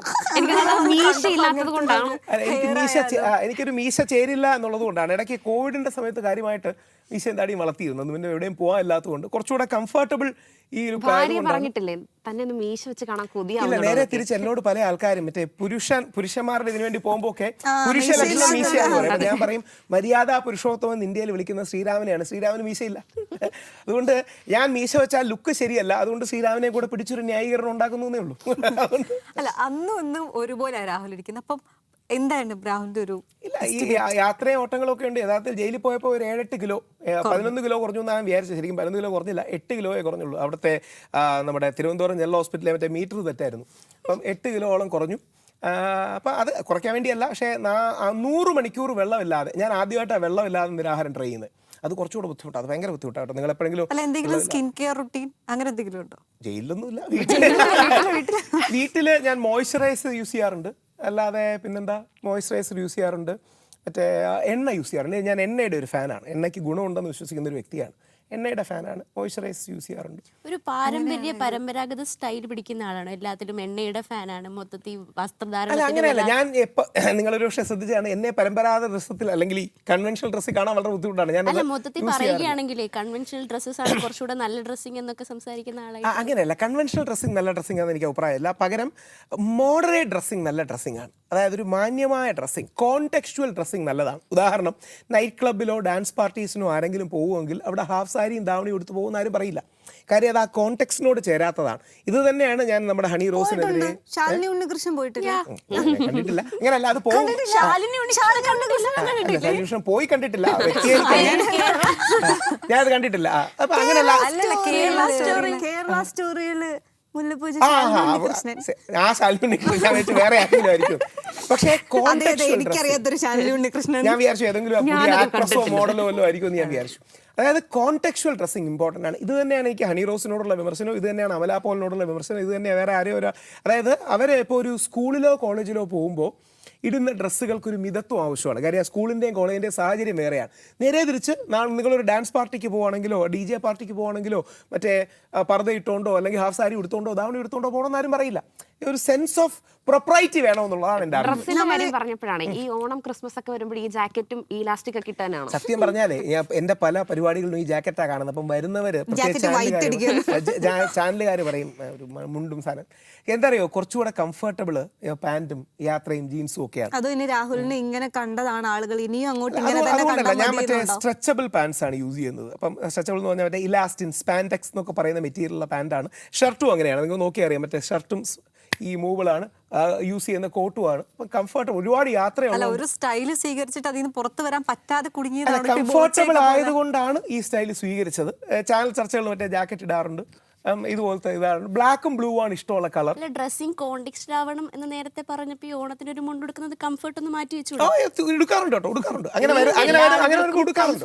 അങ്ങനെ കണ്ടിട്ടില്ല നമ്മൾ പൊതുവെ. കുറവാണെങ്കിൽ ഞാൻ എടുക്കാറുണ്ട്. ചില ആൾക്കാർ വരുമ്പോൾ പറയും നമുക്ക് ഓണത്തിന് എങ്ങനെ, കാര്യം ഞാൻ പറയാം ഇപ്പോൾ ഓണം കഴിഞ്ഞ് വേറെ ഏതെങ്കിലും പരിപാടി കൂടെ പോകാൻ നിൽക്കുകയായിരിക്കും. മുണ്ടൊക്കെ ഉടുത്തുകൊണ്ട്, മുണ്ട് നല്ല ഡ്രസ്സാണ്, പക്ഷേ ഉടുക്കാൻ ചില ബുദ്ധിമുട്ടുകളും മറ്റും ഉള്ളതുകൊണ്ട് ഞാൻ പറയും നല്ലതാണ്. ഞാൻ എന്നാൽ പൂജയ്ക്കൊക്കെ പോകുമ്പോൾ ഇപ്പോൾ എല്ലാം മുത്തശ്ശൻ്റെ കൂടെ പൂജയ്ക്കൊക്കെ മറ്റേ പരികർമ്മിയായിട്ടൊക്കെ പോകാറുണ്ടായിരുന്നു. അപ്പം മുണ്ടും തറ്റും ഒക്കെയാണ് ഉടുക്കുന്നത്. അപ്പൊ ചിന്തിക്കാറുണ്ടോ എല്ലാ ആളുകൾക്കും അങ്ങനെ ഒരു പ്രശ്നം ഉണ്ടാവും, കംഫർട്ട് ഇഷ്യൂ, അല്ലെങ്കിൽ അവർക്ക് ഇതാണ് ഇത് ഓക്കെ എന്നുള്ളത് എല്ലാവർക്കും ആ സാധനം ഉണ്ടാവില്ലേ? എല്ലാവർക്കും സാധനം ഉണ്ടാവും. ആ കംഫർട്ട് ഇമ്പോർട്ടൻ്റ് ആണ്. ആ കംഫർട്ടിൻ്റെ ഒരു ബാലൻസിൽ പിടിച്ചാൽ മതി എന്നുള്ളതാണ് എൻ്റെ ഒരു ആർഗ്യുമെൻറ്റ്. കംഫർട്ടിൻ്റെ ഒരു ബാലൻസ് പിടിക്കണം, പ്രൊപ്പറേറ്റി ഉണ്ടാവണം. ഇപ്പം ഞാൻ നാളെ ഏതെങ്കിലും ഒരു DJ ഡാൻസ് ബാറിൽ മറ്റേ തറ്റു കൊടുത്തുകൊണ്ട് പോയാലോ, ആ തട്ട് എന്താ നല്ല ഡ്രസ്സല്ലേ, അമ്പലത്തിൽ പോകുമ്പോൾ പോകാൻ കഴിയുന്ന ഡ്രസ്സല്ലേ തട്ട്, അതുകൊണ്ട് എന്താ DJ പാർട്ടിക്ക് പോയി ചോദിച്ചാൽ അതിനർത്ഥമില്ല. ഓരോ സ്ഥലത്തിനും അതിൻ്റെതായ ചില ചിട്ടവട്ടങ്ങളും മര്യാദകളും ഉണ്ട്. ആ മര്യാദകളെ അതിലംഘിക്കാത്തൊരു കാര്യം വേണമെന്ന് ആ സമൂഹം, കൾച്ചർ, അതിനെ മാറ്റുന്നതിന് യാതൊരു പ്രശ്നവുമില്ല. പക്ഷെ അങ്ങനത്തെ കാര്യങ്ങൾ ഉണ്ടല്ലോ. നമ്മൾ ഈ യൂട്യൂബ് ചാനലിന്റെ കാര്യം പറഞ്ഞു. ശരിക്കും രാഹുൽ എന്താ ചെയ്യുന്നത്, എന്താണ് പണി? ഞാൻ ഏകദേശം 18, നിങ്ങൾ അറിഞ്ഞിരിക്കേണ്ടതാണ്, 18 വർഷമായിട്ട് എഡ്യൂക്കേഷൻ ഫീൽഡിൽ നിൽക്കുന്ന വ്യക്തിയാണ്. വളരെ കാര്യമായി ഒരുപാട് എന്താ പറയുക, ഒരുപാട് ജനറേഷൻസ് ഓഫ് ടീച്ചേഴ്സിനെയും മറ്റും മോൾഡ് ചെയ്യുന്നൊരു വ്യക്തിയാണ്. ടീച്ചർ ട്രെയിനിങ്ങും നമ്മുടെ കേരള ഗവൺമെൻറ് അടക്കം വ്യത്യസ്ത ഗവൺമെൻറ്റുകളുടെ പ്രധാനപ്പെട്ട എഡ്യൂക്കേഷൻ പ്രോജക്ട്സ് നടപ്പിലാക്കിയ ഞങ്ങളുടെ കമ്പനിയാണ്. ഇപ്പോൾ ഫിൻലാൻഡ് ഗവൺമെൻറ്റുമായിട്ട് ചേർന്ന്, ഫിൻലാൻഡ് എഡ്യൂക്കേഷനുമായിട്ട് ചേർന്ന് ഇന്ത്യയിലെ മിഡിൽ ഈസ്റ്റിലെയും ബെസ്റ്റ് സ്കൂൾസിലെ ഫിൻലാൻഡിലേക്ക് കൊണ്ടുപോകുന്നുണ്ട്. അപ്പോൾ എഡ്യൂക്കേഷനാണ് കോർ മേഖല. പല ആൾക്കാർക്കും ഈ എഡ്യൂക്കേഷൻ എന്ന മേഖല അറിയാറില്ല, ഞാൻ അറിയിക്കാറുമില്ല. ഇത് തമ്മിലൊരു ഡിമാർക്കേഷൻ വെക്കും. ഇല്ലെങ്കിൽ നാളെ എഡ്യൂക്കേഷൻ പ്രൊഫൈൽ കൊണ്ട് ഇവർ പൊങ്കാലയിടും. അപ്പോൾ അത് വേറൊരു പ്രശ്നമാണ്. ഏതാ രാഹുലിന് ഏറ്റവും ഇഷ്ടം? എഡ്യൂക്കേറ്റർ ആയിട്ട് ഇരിക്കുന്നതാണോ അതെ ചാനൽ ഡിബേറ്ററും പബ്ലിക് പോളിസിയാണ്. എഡ്യൂക്കേഷൻ ഒരു ബ്രെഡ് ആൻഡ് ബെറ്ററിന് വേണ്ടിയും ലൈഫിന് വേണ്ടിയും ചെയ്യുന്നതാണ്. എന്റെ ഒരു ഓർമ്മ ശരിയാണെങ്കിൽ ഒരു 20-15 വർഷം മുമ്പ് കിരൺ TV ആങ്കർ 2006, ഇപ്പം കൃത്യം പറഞ്ഞ 20 വർഷം, 2006 കിരൺ TV ആയിരുന്നു അന്ന് തുടങ്ങിയ ഏറ്റവും പ്രധാനപ്പെട്ട ചാനൽസ് ഒന്ന്. കിരൺ ടിവിയിൽ മോർണിംഗിൽ ഇന്നത്തെ ചിന്താ വിഷയം എന്നൊരു പരിപാടി ഉണ്ടായിരുന്നു. അതിൽ ഈ സംസാരം തന്നെയായിരുന്നു അതോ കോൾ വരുമ്പോ എടുക്കുന്നതായിരുന്നു? അതിൽ രണ്ടും ഉണ്ട്, സംസാരമുണ്ട്, കോൾ വരുമ്പോൾ എടുക്കുന്നതും ഉണ്ട്. എൻ്റെ പരിപാടി മാത്രമായിരുന്നു അതിലൊരു സീരിയസ് പരിപാടി. എനിക്ക് മലയാളം കമ്മ്യൂണിക്കേഷൻ സ്കിൽസ് കുറച്ചുകൂടി ഇമ്പ്രൂവ് ചെയ്യാൻ സാധിച്ചത് ആ പരിപാടിയാണ്. അല്ല, എങ്ങനെയാണ് ആ ഒരു കിരൺ ടിവിയിൽ ആങ്കറിൽ നിന്ന് ഇന്നത്തെ ഒരു സാമൂഹിക വിപ്ലവകാരി? ഞാൻ അടിസ്ഥാനപരമായി ഇടപെടുന്ന 2-3 വിഷയങ്ങൾ വളരെ പ്രസക്തമാകുകയും അത് വിജയിക്കുകയും അല്ലെങ്കിൽ വിജയത്തോട് അടുത്ത് നിൽക്കുകയും ചെയ്തുകൊണ്ടാണ് അങ്ങനെ ഒരു പബ്ലിക് പെർസോണ ഉണ്ടാകുന്നത്. 2006 ഞാൻ മാസം മറന്നുപോയി, കിരൺ ടിവിയിൽ വരുമ്പോഴാണ് ഒരു അങ്ങനത്തെ ഒരു പബ്ലിക് പെർസോണ വരുന്നതും. പിന്നെ കിരൺ ടിവിയിൽ മോർണിംഗ് പരിപാടി ഉണ്ടായിരുന്നു. പിന്നീട് കൈരളിയിൽ, കമ്മ്യൂണിസ്റ്റുകാരുടെ കൈരളിയിൽ 1.5 വർഷത്തോളം ഞാൻ വർക്ക് ചെയ്തിട്ടുണ്ട്. ദീപോ 9 വർഷത്തോളം കൈരളിയുമായി ബന്ധപ്പെട്ട് വർക്ക് ചെയ്ത ആളാണ്. പിന്നീട് വ്യത്യസ്ത ചാനൽ, കോൺഗ്രസ്സുകാരുടെ ജയ്ഹിന്ദിൽ വർക്ക് ചെയ്തു. അങ്ങനെ വ്യത്യസ്ത ചാനലുകളിൽ വർക്ക് ചെയ്തു. അടിസ്ഥാനപരമായി ഞാനൊരു ഒറേറ്റർ ആക്ടിവിസ്റ്റ്, ആ പ്രൊഫൈലിൽ നിൽക്കുന്ന വ്യക്തിയാണ്. നമ്മൾ നേരത്തെ എഡ്യൂക്കേഷൻ സെക്ടറിന്റെ കാര്യം പറഞ്ഞു. അപ്പോൾ ഇത്രയും വിവരമുള്ള മേഖലയിലൊക്കെ വർക്ക് ചെയ്തിട്ട് എന്തിനാണ് ഈ ചാനൽ ഡിബേറ്റുകളിൽ വന്നിട്ട് ഇവർ വിവരക്കേട് പറയുന്നതെന്ന് ആരെങ്കിലും ഒരുപാട് പേര് അങ്ങനെ പറയാറുണ്ട്. ഞാനപ്പോൾ അവരോട് പറയും, നിങ്ങളുടെ അഭിപ്രായത്തോട് യോജിക്കാത്തതിനെ വിവരക്കേടെന്ന് പറയുന്നതിന് അർത്ഥമില്ല. നിങ്ങൾക്കൊരു നിലപാട് കാണും, പൊസിഷൻ കാണും, ദാറ്റ്സ് ഫെയർ. അതൊരു പബ്ലിക് പോളിസി പൊസിഷനാണ്, അതായിരിക്കില്ല എനിക്ക് യോജിപ്പുള്ളത്. നമ്മൾ ഈ ചാനൽ ചർച്ചയുടെ കാര്യത്തിലേക്ക് വരുമ്പോൾ രാഹുൽ എപ്പോഴും പറയുന്നത് അതായത് ഒരു 3 പോയിന്റ് ഉണ്ട് എന്ന് പറയും. അപ്പോൾ ഈ നമ്മളിപ്പോൾ അന്താരാഷ്ട്ര വിഷയങ്ങളിലേക്ക് പോയാൽ എപ്സ്റ്റീൻ വിഷയത്തിൽ ഒരു 3 പോയിന്റ് കൊടുത്തിട്ടുണ്ടെങ്കിൽ രാഹുൽ അതിനെ ന്യായീകരിച്ച് 3 പോയിന്റായിട്ട് എപ്സ്റ്റീൻ വിഷയം ന്യായീകരിക്കേണ്ട കാര്യമല്ല. പക്ഷേ ശ്രീ ദിലീപിന്റെ വിഷയം സത്യം ദിലീപിനൊപ്പമാണ്, രാഹുൽ മാങ്കൂട്ടത്തിനൊപ്പമാണ് സത്യം, എപ്സ്റ്റീനൊപ്പം അല്ല സത്യം. അതാണ് അതിലെ പ്രശ്നം. ഏതെങ്കിലും അങ്ങനെ നിങ്ങൾക്ക് കേൾക്കാൻ കഴിയുന്ന ഈ പിന്നീട് തെറ്റുകാരെന്ന് അബ്സല്യൂട്ട്ലി തെളിയിക്കപ്പെട്ട ഒരാളെയെങ്കിലും ഞാൻ സപ്പോർട്ട് ചെയ്ത കാര്യം പറയാം. ഒരു 30 സെക്കൻഡ്. എല്ലാ വിഷയത്തിലും എന്തിനാ ഈ പ്രതികളെ സപ്പോർട്ട് ചെയ്യുന്നത്? ഏത് പ്രതികളെ സപ്പോർട്ട് ചെയ്യും? ശ്രീ ദിലീപിന്റെ വിഷയത്തിൽ ശ്രീ ദിലീപ് നിരപരാധിയാണ്, അങ്ങനെയല്ലേ വിധി വന്നത്. കേരളത്തിൽ വേറെ ആരെങ്കിലും ആ നിലപാടെടുത്ത് ഓർമ്മയുണ്ടോ? 1-2 എന്നെ പോലെ നമ്മൾ ജയിച്ചില്ലേ? എന്തുകൊണ്ടാണ് ജയിച്ചത്? ഞങ്ങൾ പറഞ്ഞാണ് സത്യം. ആ വിധി വായിച്ചു നോക്കണം. കോടതി വിധി എഴുതി വെച്ചിരിക്കുന്നത് എന്താ അറിയാമോ? Police behaved ഷെയിംലെസ്ലി. ഉളുപ്പ് നാണവും മാനവും ഇതല്ലാതെ കേരള പോലീസ് ബിഹേവ് ചെയ്തു എന്ന് കോടതി വിധിയിൽ എഴുതി വെച്ചിട്ടുണ്ട്. ഇത് എഴുതി വെച്ച എക്സ്പ്ലിസിറ്റ് കാര്യമാണ്, ഈ വെറുതെ പാസിംഗ് കമൻ്റ് അല്ല. ഈ അനീതി കണ്ടപ്പോൾ എതിർത്തതിൽ എനിക്ക് തിരിഞ്ഞു നോക്കും അഭിമാനമാണ്. ഞാനും എൻ്റെ വൈഫും കൂടെ ആദ്യം ചെറിയ പ്രശ്നം ഉണ്ടായി. കാര്യം വൈഫ് ഭയങ്കര മഞ്ജു വാര്യർ ഫാനാണ്, ഞാൻ ദിലീപ് ഫാനാണ്. അപ്പോൾ വൈഫ് ആദ്യം തെറ്റിദ്ധരിച്ചു ദിലീപ് ഏട്ടൻ അല്ലെങ്കിൽ മീഡിയക്കാരെല്ലാം പറയുന്ന പോലെ പുള്ളിക്ക് ഇതിൽ എന്തെങ്കിലും പങ്ക് കാണുമെന്നൊക്കെ. ഞാൻ പറഞ്ഞു 100% കടുക്ക് മണിയുടെ ഇതുപോലും ശ്രീ ദിലീപിനില്ല. ആ ശ്രീ ദിലീപിനെ മനഃപൂർവ്വം കൊടുക്കാൻ ശ്രമിച്ചതാണ്. അത് അവസാനം ശരിയായില്ലേ? രാഹുൽ മാങ്കൂട്ടത്തിൽ ഞാനെടുത്ത നിലപാട് 16 ദിവസം ഞാൻ ജയിലിൽ കിടന്നെങ്കിലും ആ നിലപാടിലേക്കല്ലേ ഹൈക്കോടതിയും മറ്റും എത്തിയത്. അങ്ങനെയാണെങ്കിൽ സവാദിന്റെ വിഷയത്തിൽ ഞാൻ എപ്പോഴെങ്കിലും പറയുന്നത് കേട്ടിട്ടുണ്ടോ? സവാദിനെ ന്യായീകരിച്ചില്ല എന്ന് മാത്രമല്ല, രണ്ടാമത്തെ വിഷയത്തെ സവാദിന്റെ വിഷയത്തിൽ എന്നെ 1-2 ചാനൽ ചർച്ചയ്ക്ക് വിളിച്ചു. ഞാൻ ചർച്ചയ്ക്ക് പോയില്ല. കാര്യം ഞാൻ പറഞ്ഞു എൻ്റെ കയ്യിൽ ഫാക്സ് ഇല്ല. ഞാനാണ് അങ്ങനെ ചെയ്യുന്ന ചില ഹാർഡ് ലൈനേഴ്സ് ഞങ്ങളുടെ ഇടയിലും ഉണ്ട്.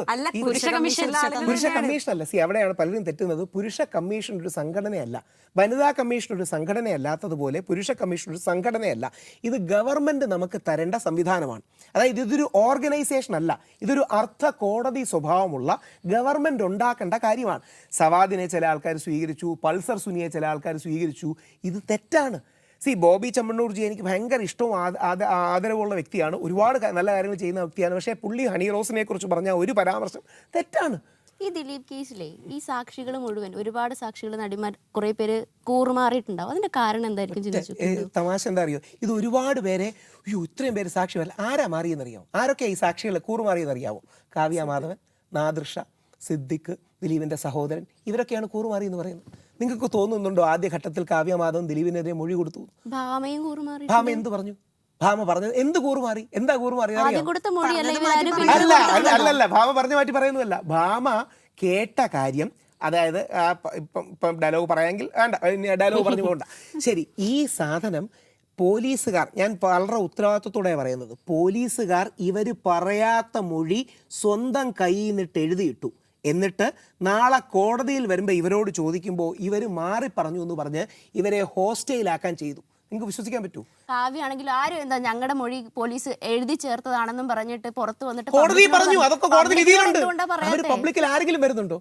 കാര്യം ഇവർ പബ്ലിക്കിൽ വരില്ല എന്നറിയാം, ഇവർക്ക് ആ പബ്ലിക് മീഡിയയെ സംസാരിക്കാനുള്ള സ്പേസ് ഇല്ലെന്നറിയാം. പോലീസിന് അങ്ങനെ എന്താണ് പറഞ്ഞാൽ ആവശ്യം? ദിലീപിനെ കുടുക്കിയിട്ട് പോലീസിന് എന്താണ് കൃത്യമായിട്ട് പറയാം. ഞാൻ പേര് പറയാതെ പറയാം. പേര് 2 സ്ത്രീകൾ ചേർന്ന് ദിലീപിനെ കുടുക്കിയതാണ്. ക്യാമറ ഓഫ് ചെയ്തിട്ട് ചോദിച്ചാൽ അവരുടെ പേരും കാര്യവും ഞാൻ പറഞ്ഞു. ദിലീപിനെ കൊടുക്കാൻ പോലീസ് 2 സ്ത്രീകൾ ചേർന്ന് ദിലീപിനെ കുടുക്കിയതാണ്. അല്ല, അത് ഞാൻ അതുകൊണ്ട് എന്റെ അഡ്വക്കേറ്റ് പ്രത്യേകം പറഞ്ഞിട്ടുണ്ട് സ്ത്രീകളുടെ ആരും പേര് പറയല്ലോ. അതുകൊണ്ടാ പറയാം. ക്യാമറ ഓഫ് ചെയ്തിട്ട് നിങ്ങളോട് ആ പേര് അവര് രണ്ടുപേരുടെയും കൂടെ കേരള പോലീസിന് നിൽക്കേണ്ട ആവശ്യകത ഇല്ലല്ലോ. ഒരാൾ പോലീസുകാരിയായിരുന്നു. പോട്ടെ, അത് പിന്നെ പറയാം. ക്യാമറ ഓഫ് ചെയ്തോ. അടുത്തൊരു വിഷയത്തിലോട്ട് വരുവാണെങ്കിൽ ഈ കേരളം, കുടുംബം, സാമൂഹ്യം എന്നൊക്കെ പറയുമ്പോഴേ ഈ കേരള ഹൗസിൽ എങ്ങനെ പിടിച്ചു മലയാളി ഹൗസിൽ എന്റെ ജീവിതത്തിലെ ഏറ്റവും നല്ല 100 ദിവസം മലയാളി ഹൗസാണ്. മലയാളി ഹൗസിലുള്ള 90% ആൾക്കാരോടും ഇപ്പോഴും ഞാൻ നല്ല ബന്ധവും സ്നേഹവും വെക്കുന്ന ഒരു വ്യക്തിയാണ്.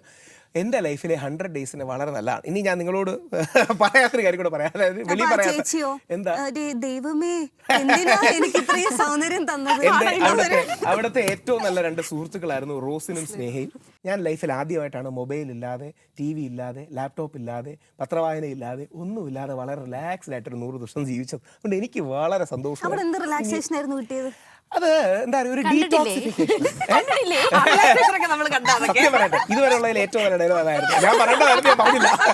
പറഞ്ഞ 2 പിള്ളേർ വളർന്നു വരുന്നൊക്കെ ഉണ്ട്, അവരിത് കണ്ടാൽ ശരിയാവില്ല. അതുകൊണ്ട് ആ റിലാക്സേഷൻ എന്താണെന്ന് ഒന്നുകൂടെ കണ്ടാൽ മതി. ഇപ്പം യൂട്യൂബ് അന്ന് ഇത്രയും വലിയ പോപ്പുലർ ആയിരുന്നില്ല. അതുകൊണ്ട് യൂട്യൂബിലെ അവിടുത്തെ പല കാര്യങ്ങളും യൂട്യൂബിലില്ല. അതുകൊണ്ട് കാണാത്തതുകൊണ്ടാണ്, അല്ലെങ്കിൽ പ്രായം എത്താത്തതുകൊണ്ടാണ്, മനസ്സിലാത്തതുകൊണ്ട്. ഇത് കഴിഞ്ഞിട്ട് വീട്ടിൽ വന്നപ്പോഴേ വീട്ടുകാരെന്ത് പറഞ്ഞു? നിനക്ക് പറ്റിയ പണിയല്ലടാന്ന് പറഞ്ഞു. ഞാൻ ആദ്യമേ ഒരു നല്ല ഡിഫൻസ് ഉണ്ടാക്കി വെച്ചിരുന്നു. ഞാൻ വെളിയിറങ്ങിയപ്പോൾ എന്തെങ്കിലും പറയണമല്ലോ, ഞാൻ പറഞ്ഞു. പക്ഷെ ഞാൻ വേറൊരു കാര്യം പറഞ്ഞു. സ്റ്റാൻഫോർഡ് യൂണിവേഴ്സിറ്റിയുടെ ഒരു പ്രിസൺ എക്സ്പെരിമെന്റ് ഉണ്ട്. അതിൽ നമ്മൾ പ്രതീക്ഷിക്കാത്ത സാഹചര്യങ്ങളിൽ തെല്ലുമ്പോൾ നമ്മളിൽ നിന്നുള്ള റിയാക്ഷൻസ് എങ്ങനെയാണ് എന്നറിയാൻ എന്നൊക്കെ പറഞ്ഞ് ഞാൻ എൻ്റെ അമ്മയും വൈഫിനെ അല്ല അങ്ങനെയൊക്കെ വേണം പറയാമല്ലോ. ഇനി ഇങ്ങനെ ഒരു റിയാലിറ്റി ഷോയിലേക്ക് വിളിച്ചാൽ 101% ഇനിയും വിളിച്ചാലും ഞാൻ പോവും. ഇപ്പം പിന്നെ പിള്ളേരൊക്കെ ഉള്ളതുകൊണ്ട് ഇത്രയും ദിവസം മാറി നിൽക്കുന്നതിനൊരു വിഷമമുണ്ട്. പക്ഷേ 101% ഇതൊരു ലൈഫ് ടൈം എക്സ്പീരിയൻസ് ആണ്. നിങ്ങൾക്കൊക്കെ അവസരം കിട്ടുകയാണെങ്കിൽ, അല്ലെങ്കിൽ ഇത് കേട്ടുകൊണ്ടിരിക്കുന്ന ആൾക്കാർക്ക് ബിഗ് ബോസ്, അല്ലെങ്കിൽ മലയാളി ഹൗസ് കയറി വന്നാൽ ബിഗ് ബോസ് ചെയ്യുന്നത്, പേര് മാറിയേ ഉള്ളൂ, ബിഗ് ബോസ് പോലുള്ള സ്ഥലങ്ങളിൽ പോകണം. നമുക്ക് നമ്മളെ അറിയാത്തൊരു നമ്മുടെ ഉള്ളിലുണ്ട്, അത് നമ്മൾ തിരിച്ചറിയും. അല്ല, സ്ക്രിപ്റ്റഡ് അല്ല, രാഹുൽ ഈശ്വറാണ് രാഹുൽ ഈശ്വർ. ഈ കാണുന്നതൊക്കെ വേറെ അങ്ങനെയല്ല. ഇതെല്ലാം നമ്മളാണ്. ഇപ്പം വേണമെങ്കിൽ ഒറ്റ വരിയിൽ എനിക്ക് ഇതെല്ലാം ഇറങ്ങിയ എല്ലാവരും മലയാളി ഹൗസിനെ തള്ളി പറഞ്ഞു. ഞാൻ പറഞ്ഞു ഞാൻ ഒരിക്കലും തള്ളി പറയില്ല. എൻ്റെ ജീവിതത്തിൽ എനിക്ക് ഏറ്റവും സന്തോഷവും ഇഷ്ടവും തോന്നിയ ഒരു 100 ദിവസമാണ്. അത് ഞാൻ തന്നെയാണ്. അതിനെ ഞാൻ ഒരിക്കലും ഡിനേ ചെയ്യില്ല. I am proud to own it. അല്ല, അതുകൊണ്ടല്ല, അതാണ് സത്യം. അവിടെ ജീവിക്കുമ്പോഴേ ഇപ്പം നമുക്ക് മൈക്കും കാര്യങ്ങളും ഉണ്ട്. അവിടെ സംഭവിക്കുന്നത് എന്താ അറിയോ, 2-3 ദിവസം മൈക്കൊക്കെ നമ്മൾ ഓർക്കും. പിന്നെ ഇത് തന്നെ ഓർത്തുകൊണ്ടിരിക്കാൻ പറ്റുമല്ലോ. 33 ക്യാമറാസ് എന്തോ ഉണ്ടായിരുന്നു. അപ്പോൾ ആദ്യ ദിവസങ്ങളിലൊക്കെ നമ്മൾ ക്യാമറയുടെ ഫ്രണ്ട് ചിലപ്പോൾ ചിരിച്ച് പോസിറ്റീവായിട്ടൊക്കെ പോകും. പക്ഷെ കുറച്ച് കഴിയുമ്പോൾ നമ്മൾ ഇതൊക്കെ മറക്കും. അപ്പം പിന്നെ അവിടെ ജീവിക്കാനല്ലേ പറ്റൂ. അതുകൊണ്ട് എനിക്ക് 100% ഇനിയൊരു മലയാളി ഹൗസ് വന്നാലും ഞാൻ പോകും, അല്ലെങ്കിൽ ബിഗ് ബോസ് വന്നാലും ഞാൻ പോകും. വേണമെങ്കിൽ ഒറ്റ വരിയിൽ ഇതെല്ലാം തീർക്കാം. എന്നോട് പല ആൾക്കാരും പറഞ്ഞു, വളരെ സീരിയസ് ആയിട്ടുള്ള എൻ്റെ ഫാമിലി മെമ്പേഴ്സ് വരെ പറഞ്ഞു, നീ ഇറങ്ങിയിട്ട് ഉടനെ മലയാളി ഹൗസ് സ്ക്രിപ്റ്റഡ് ആണ്, ചില കാര്യങ്ങൾ അങ്ങനെ ചെയ്യേണ്ടി വന്നു, എന്നോട് ക്ഷമിക്കണമെന്ന് ഞാൻ പറയില്ല. ഒരിക്കലും ഞാൻ പറയത്തുമില്ല. ഒരിക്കലും സ്ക്രിപ്റ്റഡ് അല്ല, ഗൈഡഡ് ആണെന്ന് വേണമെങ്കിൽ പറയാം. ഗൈഡഡ് ആണെന്ന് പറഞ്ഞാൽ ഈ ചില സാഹചര്യങ്ങൾ അവരുണ്ടാക്കും, ചില കോമ്പറ്റീഷൻസ് അവരുണ്ടാക്കും. അപ്പോൾ ഉദാഹരണം, ആ ഡാൻസ് പോലത്തുള്ള സ്പേസസ് അവരുണ്ടാക്കും. പക്ഷേ ഡാൻസ് കളിക്കണോ വേണ്ടെന്ന് നമ്മളല്ലേ തീരുമാനിക്കുന്നത്. അപ്പോൾ അതുകൊണ്ട് ഭയങ്കര ലൈഫ് ടൈം എക്സ്പീരിയൻസ് ആണ്. നിങ്ങൾക്ക് എപ്പോഴെങ്കിലും അവസരം കിട്ടിക്കഴിഞ്ഞാൽ സത്യം പറഞ്ഞ മനുഷ്യൻ. അതുകൊണ്ട് ഞാൻ ചോദിക്കുക, അവിടെ ഒരു ഇമോഷണൽ റിലേഷൻഷിപ്പിൽ കുടുങ്ങി പോയിട്ടില്ലേ? 2 കാര്യങ്ങൾ. ഒന്ന്, എന്നോട് പബ്ലിക് പോളിസി, രാഷ്ട്രീയം തുടങ്ങിയ എന്ത് കാര്യങ്ങളെക്കുറിച്ച് നിങ്ങൾ ചോദിച്ചോ, 100% സത്യം, 100% സമയം, 100% ആൾക്കാരോട് പറയുന്ന വ്യക്തിയാണ് ഞാൻ. പക്ഷെ പേഴ്സണൽ ചോദിക്കുകയാണെങ്കിൽ ഞാൻ ഡിപ്ലോമാറ്റിക് ആയി വ്യത്യസ്തരം സൗഹൃദങ്ങളും. അപ്പൊ അതുകൊണ്ട് അന്ന് ഞാൻ പറഞ്ഞ മറുപടിയാണ് പറയുന്നത്. there are many relationships which are beyond friendship. ഫ്രണ്ട്ഷിപ്പിനും അതീതമായ പല ബന്ധങ്ങളും നമ്മുടെ ലൈഫിൽ ഉണ്ടാകുമെന്ന് പറയാം. അന്ന് ബെസ്റ്റി എന്ന വാക്ക് ഇത്രയും പോപ്പുലർ അല്ല കേട്ടോ. അന്ന് ശരിക്കും അന്ന് അതാണ് അത് പറയായിരുന്നു അന്ന് ബെസ്റ്റി എന്ന വാക്കും കാര്യങ്ങളൊന്നുമില്ല. അതിന്റെ ഒരു സിറ്റുവേഷൻഷിപ്പ് ആയിരുന്നു എന്ന് പ്രത്യേക ഒരു അന്ന് ശരിക്കും situation. സിറ്റുവേഷൻഷിപ്പ് എന്ന വാക്ക് ഇത്രയും പോപ്പുലർ അല്ല, ബെസ്റ്റി എന്ന വാക്ക് ഇത്രയും പോപ്പുലർ അല്ല. അപ്പൊ അന്ന് ഞാൻ മറ്റേ അക്ഷയ് ഖന്നയുടെയും ആമിർ ഖാന്റെ സിനിമ ഉണ്ടല്ലോ, 3 പേരും കൂടെ ഉള്ള അക്ഷയ് ഖന്ന, ആമിർ ഖാൻ, സൈഫ് അലി ഖാൻ, മറ്റേ ദിൽ ചാത്തായിലെ ഒരു ഡയലോഗാണ്, സൗഹൃദത്തിന് മുകളിൽ പല ബന്ധങ്ങളും ഉണ്ടെന്ന്. അപ്പൊ അതേപോലെ ഞാൻ ഈ വലിയ തത്വമൊക്കെ പറഞ്ഞ് ആണെന്നും അല്ലെന്നും പറയരുത്, വേണമെന്നും വേണ്ടെന്നും പറയരുത്. ഇവിടെ ഈ അടുത്തൊരു മന്ത്രി പറഞ്ഞായിരുന്നു 5000-ലധികം അത്രയൊന്നുമില്ല, എനിക്ക് അത്രയും വിശ്വാസം. അയ്യോ ഞാൻ ആ വിഷയം കണ്ടപ്പോൾ വിചാരിച്ചായിരുന്നു രാഹുൽ എന്താ സപ്പോർട്ട് ചെയ്യാൻ വരാത്തത്. ഇല്ല, ഞാൻ ആ വിഷയത്തിൽ ഇരുന്നപ്പോൾ ഞാൻ പറഞ്ഞു അദ്ദേഹത്തിന്റെ പേഴ്സണൽ കാര്യമാണ്, അൺലെസ് ക്രിമിനൽ ആക്ഷൻ ഇൻവോൾവ് ആണെങ്കിൽ മാത്രമേ. ഞാൻ പിന്നെ വിചാരിച്ചു കുടുംബ പ്രശ്നം ആയതുകൊണ്ട് അതുകൊണ്ടാണ് മനോരമയിൽ ഒന്ന് ചർച്ച ഉണ്ടായിരുന്നു. ഞാൻ പറഞ്ഞു ക്രിമിനൽ ആക്ഷൻ ഇൻവോൾവ് സ്വകാര്യ ജീവിതമല്ലേ, നമുക്ക് എന്തിന്റെ കേടാണ്? 18 വയസ്സ് കഴിഞ്ഞ ആണും പെണ്ണും അവരുടെ വ്യക്തിപരമായ ജീവിതത്തിൽ ക്രിമിനൽ ആക്ടിവിറ്റി ഇല്ലെങ്കിൽ അവർ എന്താ ചെയ്യുന്നുള്ള അവരുടെ വ്യക്തി സ്വാതന്ത്ര്യമാണ്. ലാർജർ ഒരു എത്തിക്കൽ ഫ്രെയിംവർക്ക് ഉണ്ടാകുന്നത് നല്ലതാണ്, പക്ഷേ ക്രിമിനലൈസ് ചെയ്യാൻ അത് പാടില്ല. പക്ഷെ ഞാൻ പിന്നെ വിചാരിച്ചു സേവ് KSRTC എഴുതിയൊരു ബാൻഡും കൊണ്ടുവരും ഗണേശ്. പക്ഷേ പുള്ളി നന്നായി ഡീൽ ചെയ്തു. ശ്രീ ഗണേഷ് കുമാർജി അടുത്ത ദിവസം ക്ഷമ പറഞ്ഞു. പക്ഷേ പുള്ളി ഒരു പറഞ്ഞ വാക്ക് ശരിയല്ല, അത് എല്ലാ ആണുങ്ങളോടും ഞാൻ പറയുന്ന വാക്കാണ്. നമ്മളോട് ഏതെങ്കിലും പെണ്ണ് ഉടക്കുമ്പോഴോ മറ്റു പ്രശ്നങ്ങളോ ഉണ്ടാകുമ്പോൾ പെണ്ണ് കേസ് കൊടുക്കരുത് എന്ന് പറയുന്നത് പോലെ ആണ് പെണ്ണ് ഭ്രാന്തിയാന്ന് പറയരുത്. പല ആണുങ്ങൾക്കും ഒരു എസ്കേപ്പ് മെക്കാനിസമായിട്ട് അവർ ഈസി വേ ഔട്ട് എന്തെടുക്കും, അവളുടെ മനോനിലയൊന്നും ശരിയല്ല, അവൾ കുറച്ച് ഹൈപ്പറാണ്, അങ്ങനെ പറയരുത്. നമ്മളോട് ബന്ധം ഉണ്ടായിരുന്ന ഒരു വ്യക്തിയാണ്, ഇഷ്ടം ഉണ്ടായിരുന്ന ഒരു വ്യക്തിയാണ്, ഞങ്ങൾക്ക് തമ്മിൽ അഭിപ്രായ വ്യത്യാസമുണ്ട് എന്ന് മാന്യമായി പറയുക, അല്ലാതെ അവള് ഭ്രാന്തിയാണെന്ന് പറയുന്ന ഒരു സ്റ്റാൻഡ് ശരിയല്ല. നമുക്കത് ഒരു ഗെയിമിലോട്ട് പോകും. ഞാൻ ഗെയിംസിന്റെ ആളാണ്. നമുക്ക് വേണ്ടത് പച്ചയൊരു ഗെയിമാണ്. ഓരോ ക്വസ്റ്റ്യൻസ് തരും, അധികം ചിന്തിക്കാനൊന്നും പാടില്ല, പറയണ്ട. ഞാൻ ഉത്തരം പറയുന്ന സ്പീഡിൽ ചോദ്യം ചോദിച്ചാൽ മതി. അത് ഫുള്ള് കൊടുത്തോളാം. തീർച്ചയായിട്ടും നിങ്ങൾ ചോദിക്കും. CPM-ൽ എനിക്ക് ഏറ്റവും ഇഷ്ടപ്പെട്ട 2 നേതാക്കളാണ് A. റഹീമും കടകംപള്ളി സുരേന്ദ്രനും. A. റഹീമിനെ വ്യക്തിപരമായിട്ടും കടകംപള്ളി സുരേന്ദ്രൻ ശബരിമലയെ സപ്പോർട്ട് ചെയ്തുകൊണ്ട്. TV ചർച്ചയിൽ എനിക്ക് ഏറ്റവും പേടി രാജഗോപാലൻ നായർ സാർ എന്നൊരാളുണ്ട്, CPM-ന്റെ ആളാണ്, വൺ ഓഫ് ദി ബെസ്റ്റ്. ഞാൻ 3 പേരെയാണ് ഏറ്റവും നന്നായി കണ്ടിട്ടുള്ളത്. രാജഗോപാലൻ നായർ സാർ ഏറ്റവും പ്രധാനപ്പെട്ട, വളരെ പഠിച്ചിട്ട് വന്നിരിക്കുന്ന ഒരാളാണ്. അത്ര പോപ്പുലർ അല്ല, നിങ്ങൾക്കൊക്കെ അറിയാൻ ചാൻസ് കുറവാണ്, പക്ഷേ ദേവസ്വം ബോർഡിൻ്റെ പ്രസിഡന്റാണ്. Super stuff. മലയാളി ഹൗസിലേക്ക് മടങ്ങിപ്പോയ 100%. നിങ്ങൾ വിശ്വസിക്കില്ല, ഞാൻ നാളെ ബാംഗ്ലൂരിൽ പോവാണ്. ബാംഗ്ലൂർ കഴിഞ്ഞ് എനിക്കൊരു യാത്രയുണ്ട്. ഞാൻ ഹൈദരാബാദ് വഴി പോകുമ്പോൾ ഞങ്ങളുടെ സ്റ്റുഡിയോയുടെ അവിടെ, ഇപ്പോൾ അവിടെ ഒന്നുമില്ല, വെറും റോഡാണ്, സ്റ്റുഡിയോയുടെ അവിടെ പോയിട്ടേ പോകാറുള്ളൂ. ദസ്പെല്ല എന്നൊരു ഹോട്ടലിലാണ് ഞാൻ താമസിച്ചത്. ഞാൻ ഭയങ്കര നൊസ്റ്റാൾജിയുടെ ആളാണ്. ഞാൻ തൂവാനത്തുമ്പികളുടെയൊക്കെ ഒരു ഫാനാണ്. തൂവാനത്തുമ്പി കണ്ടിട്ടുണ്ടോ അറിയില്ല. ഞാൻ ഒറ്റപ്പാലം റെയിൽവേ സ്റ്റേഷനിൽ പോകുമ്പോൾ ഇന്നും റീൽ എടുക്കാറുണ്ട്. ഞാൻ അവിടെ പാലക്കാട് എഞ്ചിനീയറിംഗ് കോളേജിൽ എന്തുവാണെന്ന് തോന്നുന്നു ക്ലാസ് എടുക്കാൻ പോയപ്പോൾ രാത്രി 12 മണിക്ക് ഒറ്റപ്പാലം സ്റ്റേഷനിൽ 100% എന്റെ മാമന്റെ മോളിൽ നിൽക്കുന്ന കാര്യം ജംഗ്ഷനെ ഓർത്തുകൊണ്ട് തന്നെയാണ് പോകുന്നത്. മലയാളി ഹൗസിന്റെ ഇപ്പം 13 വർഷമായി. 2013 ആ പരിപാടി വന്നത്. 2025 12 ഇയേഴ്സ് ഓഫ് മലയാളി ഹൗസിന് ഒരു പരിപാടി ആൾക്കാർ പ്ലാൻ ചെയ്ത് എന്നോട് ചോദിച്ചു, സാർ വരുമോ, എന്താണ് സാറിന് നമ്മളൊരു റെമ്യൂണറേഷൻ പറ്റും തരാം. എന്തൊരു റെമ്യൂണറേഷൻ? ഞാൻ വേണമെങ്കിൽ അങ്ങോട്ട് സ്പോൺസർ ചെയ്യാം, നിങ്ങൾ എല്ലാവരും കൂടെ വിളിക്കാം, നമുക്ക് ഒരുമിച്ച് കാണാം. ബിഗ് ബോസിൽ പോകുന്ന പല ആൾക്കാരും അവരുടെ പേര് പറഞ്ഞുവിടാത്തോണ്ട് പറയാത്താണ്, പലരും എന്റെ കോച്ചിങ് എടുത്തിട്ടാണ് പോകുന്നത്. എന്ത് ചെയ്യണം എന്നൊക്കെ എന്നോട് നമ്മുടെ തരികട സാബു സുഹൃത്തായോണ്ട് പറയാം. സാബു ഫസ്റ്റ് ബിഗ് ബോസിൽ വിന്നറായിട്ട് വെളിയിറങ്ങി ആദ്യം നന്ദി പറഞ്ഞ ആൾക്കാരിലൊന്നും ഞാനാണ്. രാഹുൽ ഈശ്വരനാണ് നന്ദി. എല്ലാവരും അങ്ങനൊന്നും വേണം, എനിക്ക് കപ്പ് ജയിക്കണമെന്നൊന്നുമില്ല. എനിക്ക് ജയിക്കണമെന്നില്ലാത്തതുകൊണ്ടാണ് ഞാൻ ജയിച്ചത്.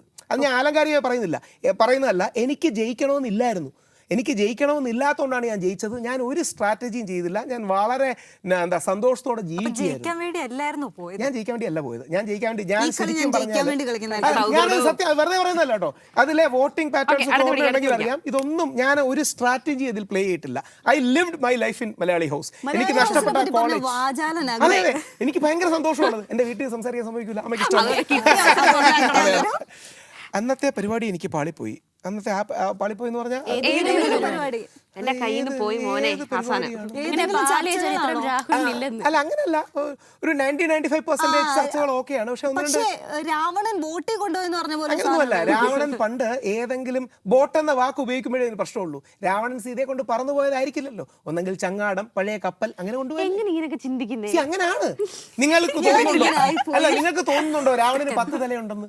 10 തലയുടെ ബുദ്ധിയുള്ളവൻ എന്ന അർത്ഥത്തിലാണ് രാവണനെ 10 തലയുള്ളവനായി ചിത്രീകരിക്കുന്നത്. അപ്പൊ പാളി പോയിട്ടില്ല എന്നാണോ? അല്ല, പാളിപ്പോയി കാണും. 1-2 ചാനൽ ചർച്ചകളിൽ ചൂടായി അങ്ങനത്തെ പ്രശ്നങ്ങൾ ഉണ്ടായിട്ടുണ്ട്. ഞാൻ പിന്നെ എനിക്ക് തന്നെ ഗിൽറ്റ് തോന്നിയിട്ടുണ്ട്. പക്ഷേ എൻ്റെ ഏറ്റവും പ്രധാനപ്പെട്ട, നിങ്ങൾ നേരത്തെ ചോദിച്ചതുപോലെ മറ്റേ നമ്മുടെ 30 സെക്കൻഡും കുട്ടിക്കരങ്ങിനൊക്കെ ഒട്ടും പാളിയിട്ടില്ല, എനിക്ക് സന്തോഷമുള്ള കാര്യങ്ങളാണ്. ഇനി വന്നാലും ഞാൻ അങ്ങനെ തന്നെ പറയും. ഒന്ന് പൊടിക്കടങ്ങണമെന്ന് കോടതിയുടെ അടക്കം വിമർശനങ്ങൾ വന്നപ്പോൾ, അതായത് പലപ്പോഴും സ്ത്രീ വിഷയങ്ങളിൽ സ്ത്രീകൾ കള്ളം പറയുകയാണെങ്കിൽ പോലും ഒരു മയത്തിനും ഒന്ന് ടോൺ ഡൗൺ ചെയ്യണം. അത് പോലീസുകാരനോട് പറഞ്ഞു. പല പോലീസുകാരും നമ്മളെ ഉള്ളിൽ സപ്പോർട്ട് ചെയ്യുന്നവരാണ്. അവർ നമ്മളോട് ഒന്ന് പറഞ്ഞു, നിങ്ങൾ ഇവിടെ 10 പറഞ്ഞാൽ താഴെ നിൽക്കുന്നവന്മാർ 100 പറയും, അതുകൊണ്ട് നിങ്ങളൊരു 2-3 ഒരു യൂണിറ്റ് പറയുക, അങ്ങനെയാണെങ്കിൽ കുറച്ചുകൂടി ടോണാവും. അത് നല്ല വിമർശനമായിരുന്നു, അത് ഞാൻ സ്വീകരിച്ചു, അത് അക്സെപ്റ്റ് ചെയ്തു, അത് കറക്റ്റാണ്. ഒരു പൊടിക്കൊന്ന് ടോൺ ഡൗൺ ഈ സ്ത്രീ വിഷയങ്ങളിൽ കൊണ്ടുവരണമെന്നുള്ളത് വളരെ കറക്റ്റാണ്. ചർച്ചകളിൽ ഏറ്റവും ഇഷ്ടപ്പെട്ട എതിരാളി ഒരുപാട് പേരുണ്ട്. സ്വരാജ് സഖാവ് നല്ലതാണ്. CPM-ലെ സ്വരാജ് സഖാവ്, ഓരോ പാർട്ടിയിൽ നിന്നും പറയാം, അപ്പോൾ എല്ലാവരും ആവുമല്ലോ. സ്വരാജ് സഖാവ് നല്ലതാണ്. ഒരു സെൻറ്റർ ടു റൈറ്റ് നിൽക്കുന്നതിൽ ശ്രീജിത്ത് പണിക്കർ നല്ലതാണ്. സന്ദീപ് വാര്യർ കോൺഗ്രസിൽ നിന്ന്, നമ്മുടെ BJP ആയിരുന്നു, കോൺഗ്രസ്, സന്ദീപ് വാര്യർ നല്ലതാണ്. ബൈജു കൊട്ടാരക്കര പിന്നെ അങ്ങനെ ആർഗ്യുമെന്റ്സ് ഒന്നുമില്ല, പുള്ളിക്ക് വൈകാരികത മാത്രമേ ഉള്ളൂ. ഇവർ വളരെ ആർഗ്യുമെന്റ്സോട് കൂടി സ്ട്രോങ് ആയി വരുന്നതാണ്. ഞങ്ങൾ ഒരുമിച്ച് എൻ്റെ പേര് ജനകീയ കോടതിയിലും ബൈജു കൊട്ടാരക്കര ഉണ്ടായിരുന്നു. വ്യക്തിപരമായ ദേഷ്യമൊന്നുമില്ല, പക്ഷേ ആശയപരമായ ദേഷ്യം മാത്രമേ ഉള്ളൂ. അപ്പം ഇവരെല്ലാം നല്ലതാണ്. രാജഗോപാൽ നായർ സാർ നല്ലതാണ്. നിങ്ങൾക്ക് അറിയില്ലെങ്കിലും പ്രവീൺ പരമേശ്വർ എന്നൊരാളുണ്ട്, എൻ്റെ കൂടെ എൻ്റെ ഓഫീസിൽ തന്നെ ഉള്ള ഒരാളാണ്, നമ്മുടെ ലീഡിങ് ആളാണ്. പുള്ളി ഭയങ്കര മിടുക്കനാണ്. ഇതുപോലത്തെ കുറച്ച് ആൾക്കാരുണ്ട്. അപ്പോൾ അവരെന്നും പലപ്പോഴും നമ്മുടെ അടക്കം, ഞാൻ ഈ ചർച്ചകളിൽ പോകുമ്പം സ്വീകരിക്കുന്ന പോളിസി, ഞാൻ കമലഹാസനാവില്ല, ഞാൻ വിജയുടെ ആളാണ്. അതായത് നമ്മൾ കുറേ കൂടെ മാസിൻ്റെ ആളാണ്. മാസിൻ്റെ ലാംഗ്വേജ് പറഞ്ഞാൽ നാട്ടുകാർക്ക് മനസ്സിലാവും. അല്ലാതെ കമലഹാസൻ്റെ സ്റ്റാൻഡേർഡിൽ നിന്ന് ഭയങ്കര കട്ടിക്ക് പറഞ്ഞ സാധാരണക്കാർക്ക് മനസ്സിലാവില്ല. അതുകൊണ്ട് ഞാൻ കുറച്ചുകൂടെ സാധാരണക്കാരിലും കൂടെ എനിക്കൊന്ന് പൊട്ടിക്കാൻ തോന്നിയ ആളാണ്. അങ്ങനെ പൊതുവേ ഞാൻ വയലൻ്റായ ഒരു വ്യക്തിയല്ല. അങ്ങനെ പൊട്ടിക്കാൻ അധികം ആൾക്കാർ തോന്നിയിട്ടില്ല. പക്ഷേ പല ആൾക്കാർ പച്ച കള്ളം പറയുമ്പോൾ ഭയങ്കരമായിട്ട് ദേഷ്യം തോന്നാറുണ്ട്. അങ്ങനെ ചിലപ്പം ചൂടാൻ ഉണ്ട്. ഞാൻ മുഖ്യമന്ത്രിയായാൽ 100% പുരുഷ കമ്മീഷനാണ് ആദ്യം കൊണ്ടുവരിക. അത് 16 ദിവസം ജയിലിലൊക്കെ കിടന്നപ്പോൾ എത്ര പേരാണ് കള്ളപ്പരാതികൾ കിടക്കുന്നത് നിങ്ങൾക്കറിയാമോ? എത്ര പേർ. രാഹുൽ മുഖ്യമന്ത്രിയായ കേരളത്തിന് ഇപ്പൊ അത്യാവശ്യമുള്ളത് പുരുഷ കമ്മീഷനാണെന്നാണ്. ഒരു സംശയവുമില്ല. കേരളത്തിൽ നിന്ന് ഏറ്റവും ഒരുപാട് പ്രശ്നങ്ങളുണ്ട്. പക്ഷേ ഒരു കാര്യമല്ലേ നമുക്ക് പറയാൻ പറ്റും. നിങ്ങൾ എന്റെ കൺകണ്ട ദൈവമാണ്. ഒരുപാട് പേര് പറയാറുണ്ട്. ഞാൻ പറഞ്ഞത് അങ്ങനെ വിളിക്കണ്ട. പക്ഷേ നമുക്ക് പുരുഷ കമ്മീഷൻ വേണം. ഞാൻ ആളുടെ പേര് പറയുന്നില്ല. എൻ്റെ കയ്യിൽ നിന്ന് കാശ് കൊടുത്ത് 20,000 രൂപയ്ക്ക് ഒരു ലീഗൽ സപ്പോർട്ടിന് വേണ്ടി ഒരാളെ എടുത്തിട്ടുണ്ട്. സിനിമയിൽ എനിക്ക് വേണ്ട വേഷം അത് ഞാൻ സീരിയസ്ലി ചിന്തിക്കാത്തൊരു വിഷയമാണ്. 1-2 സിനിമ ഓഫേഴ്സും മറ്റും കാര്യങ്ങൾ വന്നിട്ടുണ്ട്. എനിക്ക് ഒരുപാടല്ല 2-3 തമിഴ് സിനിമയെ നടക്കും 1-2 ഓഫർ വന്നിട്ടുണ്ട്. സൂര്യയുടെ ഒരു സിനിമയിൽ സൂര്യയുടെ ബ്രദറായിട്ടൊക്കെ ഒരു വേഷം വന്നു. പക്ഷേ നമുക്ക് അതിനുള്ള സ്കില്ലില്ല. സൂര്യയുടെ ബ്രദറായിട്ട് ഞാൻ അല്ല ഇപ്പൊ ഒന്നുമല്ല. ഇപ്പം 2014 2014 അത് സൂര്യയുടെ ബ്രദറായിട്ടോ മറ്റോ. അപ്പം എനിക്ക് സിനിമയിൽ റിയൽ ലൈഫിൽ വലിയ താല്പര്യമില്ല. എൻ്റെ ജീവിത സിനിമയായാൽ എന്ത് പേരിടും? പുരുഷ കമ്മീഷൻ പേരിട്ട് വരല്ല. എൻ്റെ ജീവിതം സിനിമയായാൽ അതിൽ അറ്റ്ലീസ്റ്റ് ഒരു 3-1 സമയം ശബരിമല പ്രക്ഷോഭമായിരിക്കും. എൻ്റെ ജീവിതത്തിലെ 20 വർഷം ഞാൻ അതിനുവേണ്ടി ഇൻവെസ്റ്റ് ചെയ്തതാണ്. ചരിത്രം എന്നെ രേഖപ്പെടുത്തേണ്ടത് 2 കാര്യങ്ങൾക്ക് വേണ്ടിയാണ്. ഒന്ന് ഹിന്ദു ആക്ടിവിസ്റ്റായിട്ട്, 2 മെൻസ് റൈറ്റ് ആക്ടിവിസ്റ്റായിട്ട്.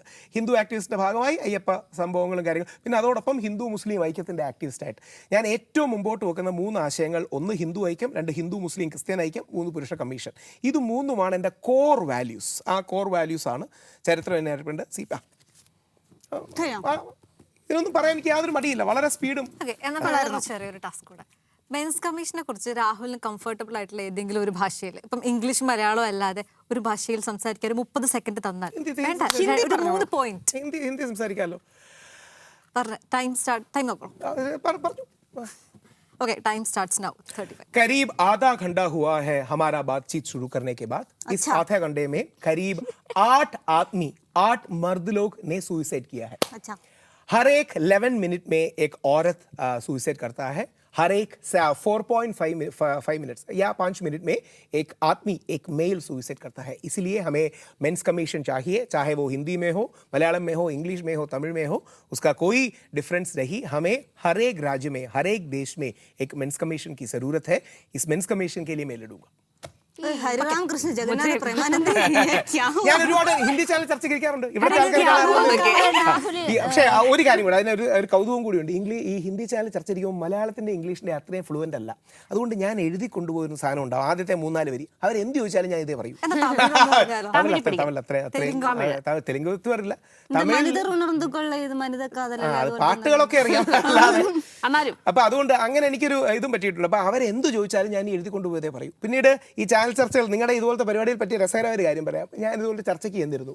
ഫോൺ അത്ര ക്ലാരിറ്റി ഉണ്ടായിരുന്നില്ല. അതുകൊണ്ട് 2-3 പ്രാവശ്യം അവരോട് വിഷയം ചോദിച്ചിട്ടും എനിക്ക് കിട്ടിയില്ല. അപ്പോൾ ഫസ്റ്റ് ചോദ്യം അവർ എന്നോടാണ് ചോദിക്കുന്നത്, what is your opinion regarding this? അപ്പോൾ റിഗാർഡിങ് വാട്ടെന്ന് എനിക്ക് യാതൊരു പിടിയില്ല. നാഷണൽ ചാനലിലാണ്.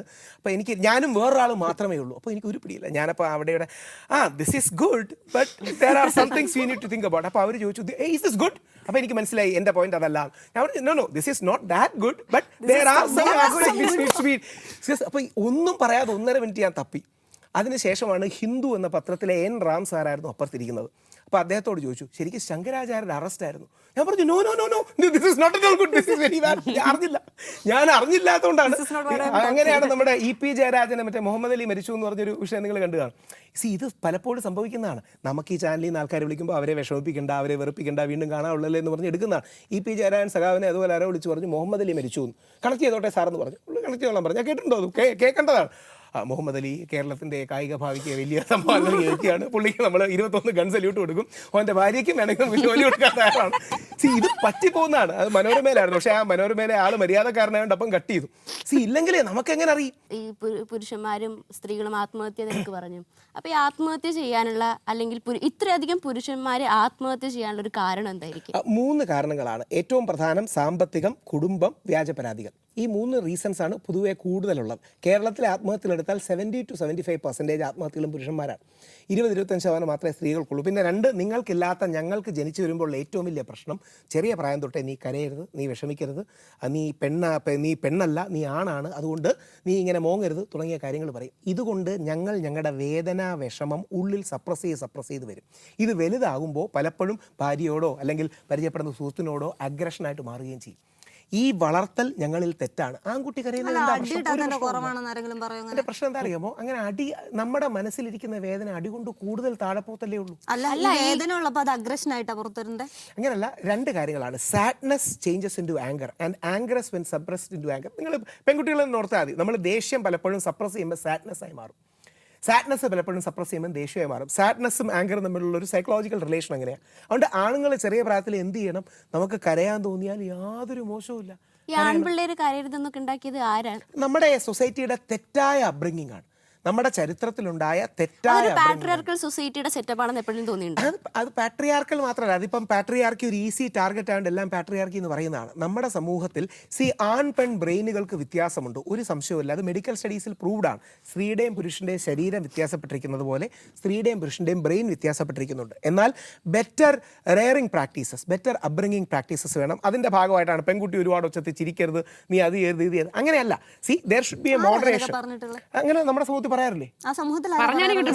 എല്ലാവരും അമ്മമാർ പറയാറില്ലേ, അച്ഛന്മാർ പറയാറില്ലേ, എല്ലാവരും പറയാറില്ലേ?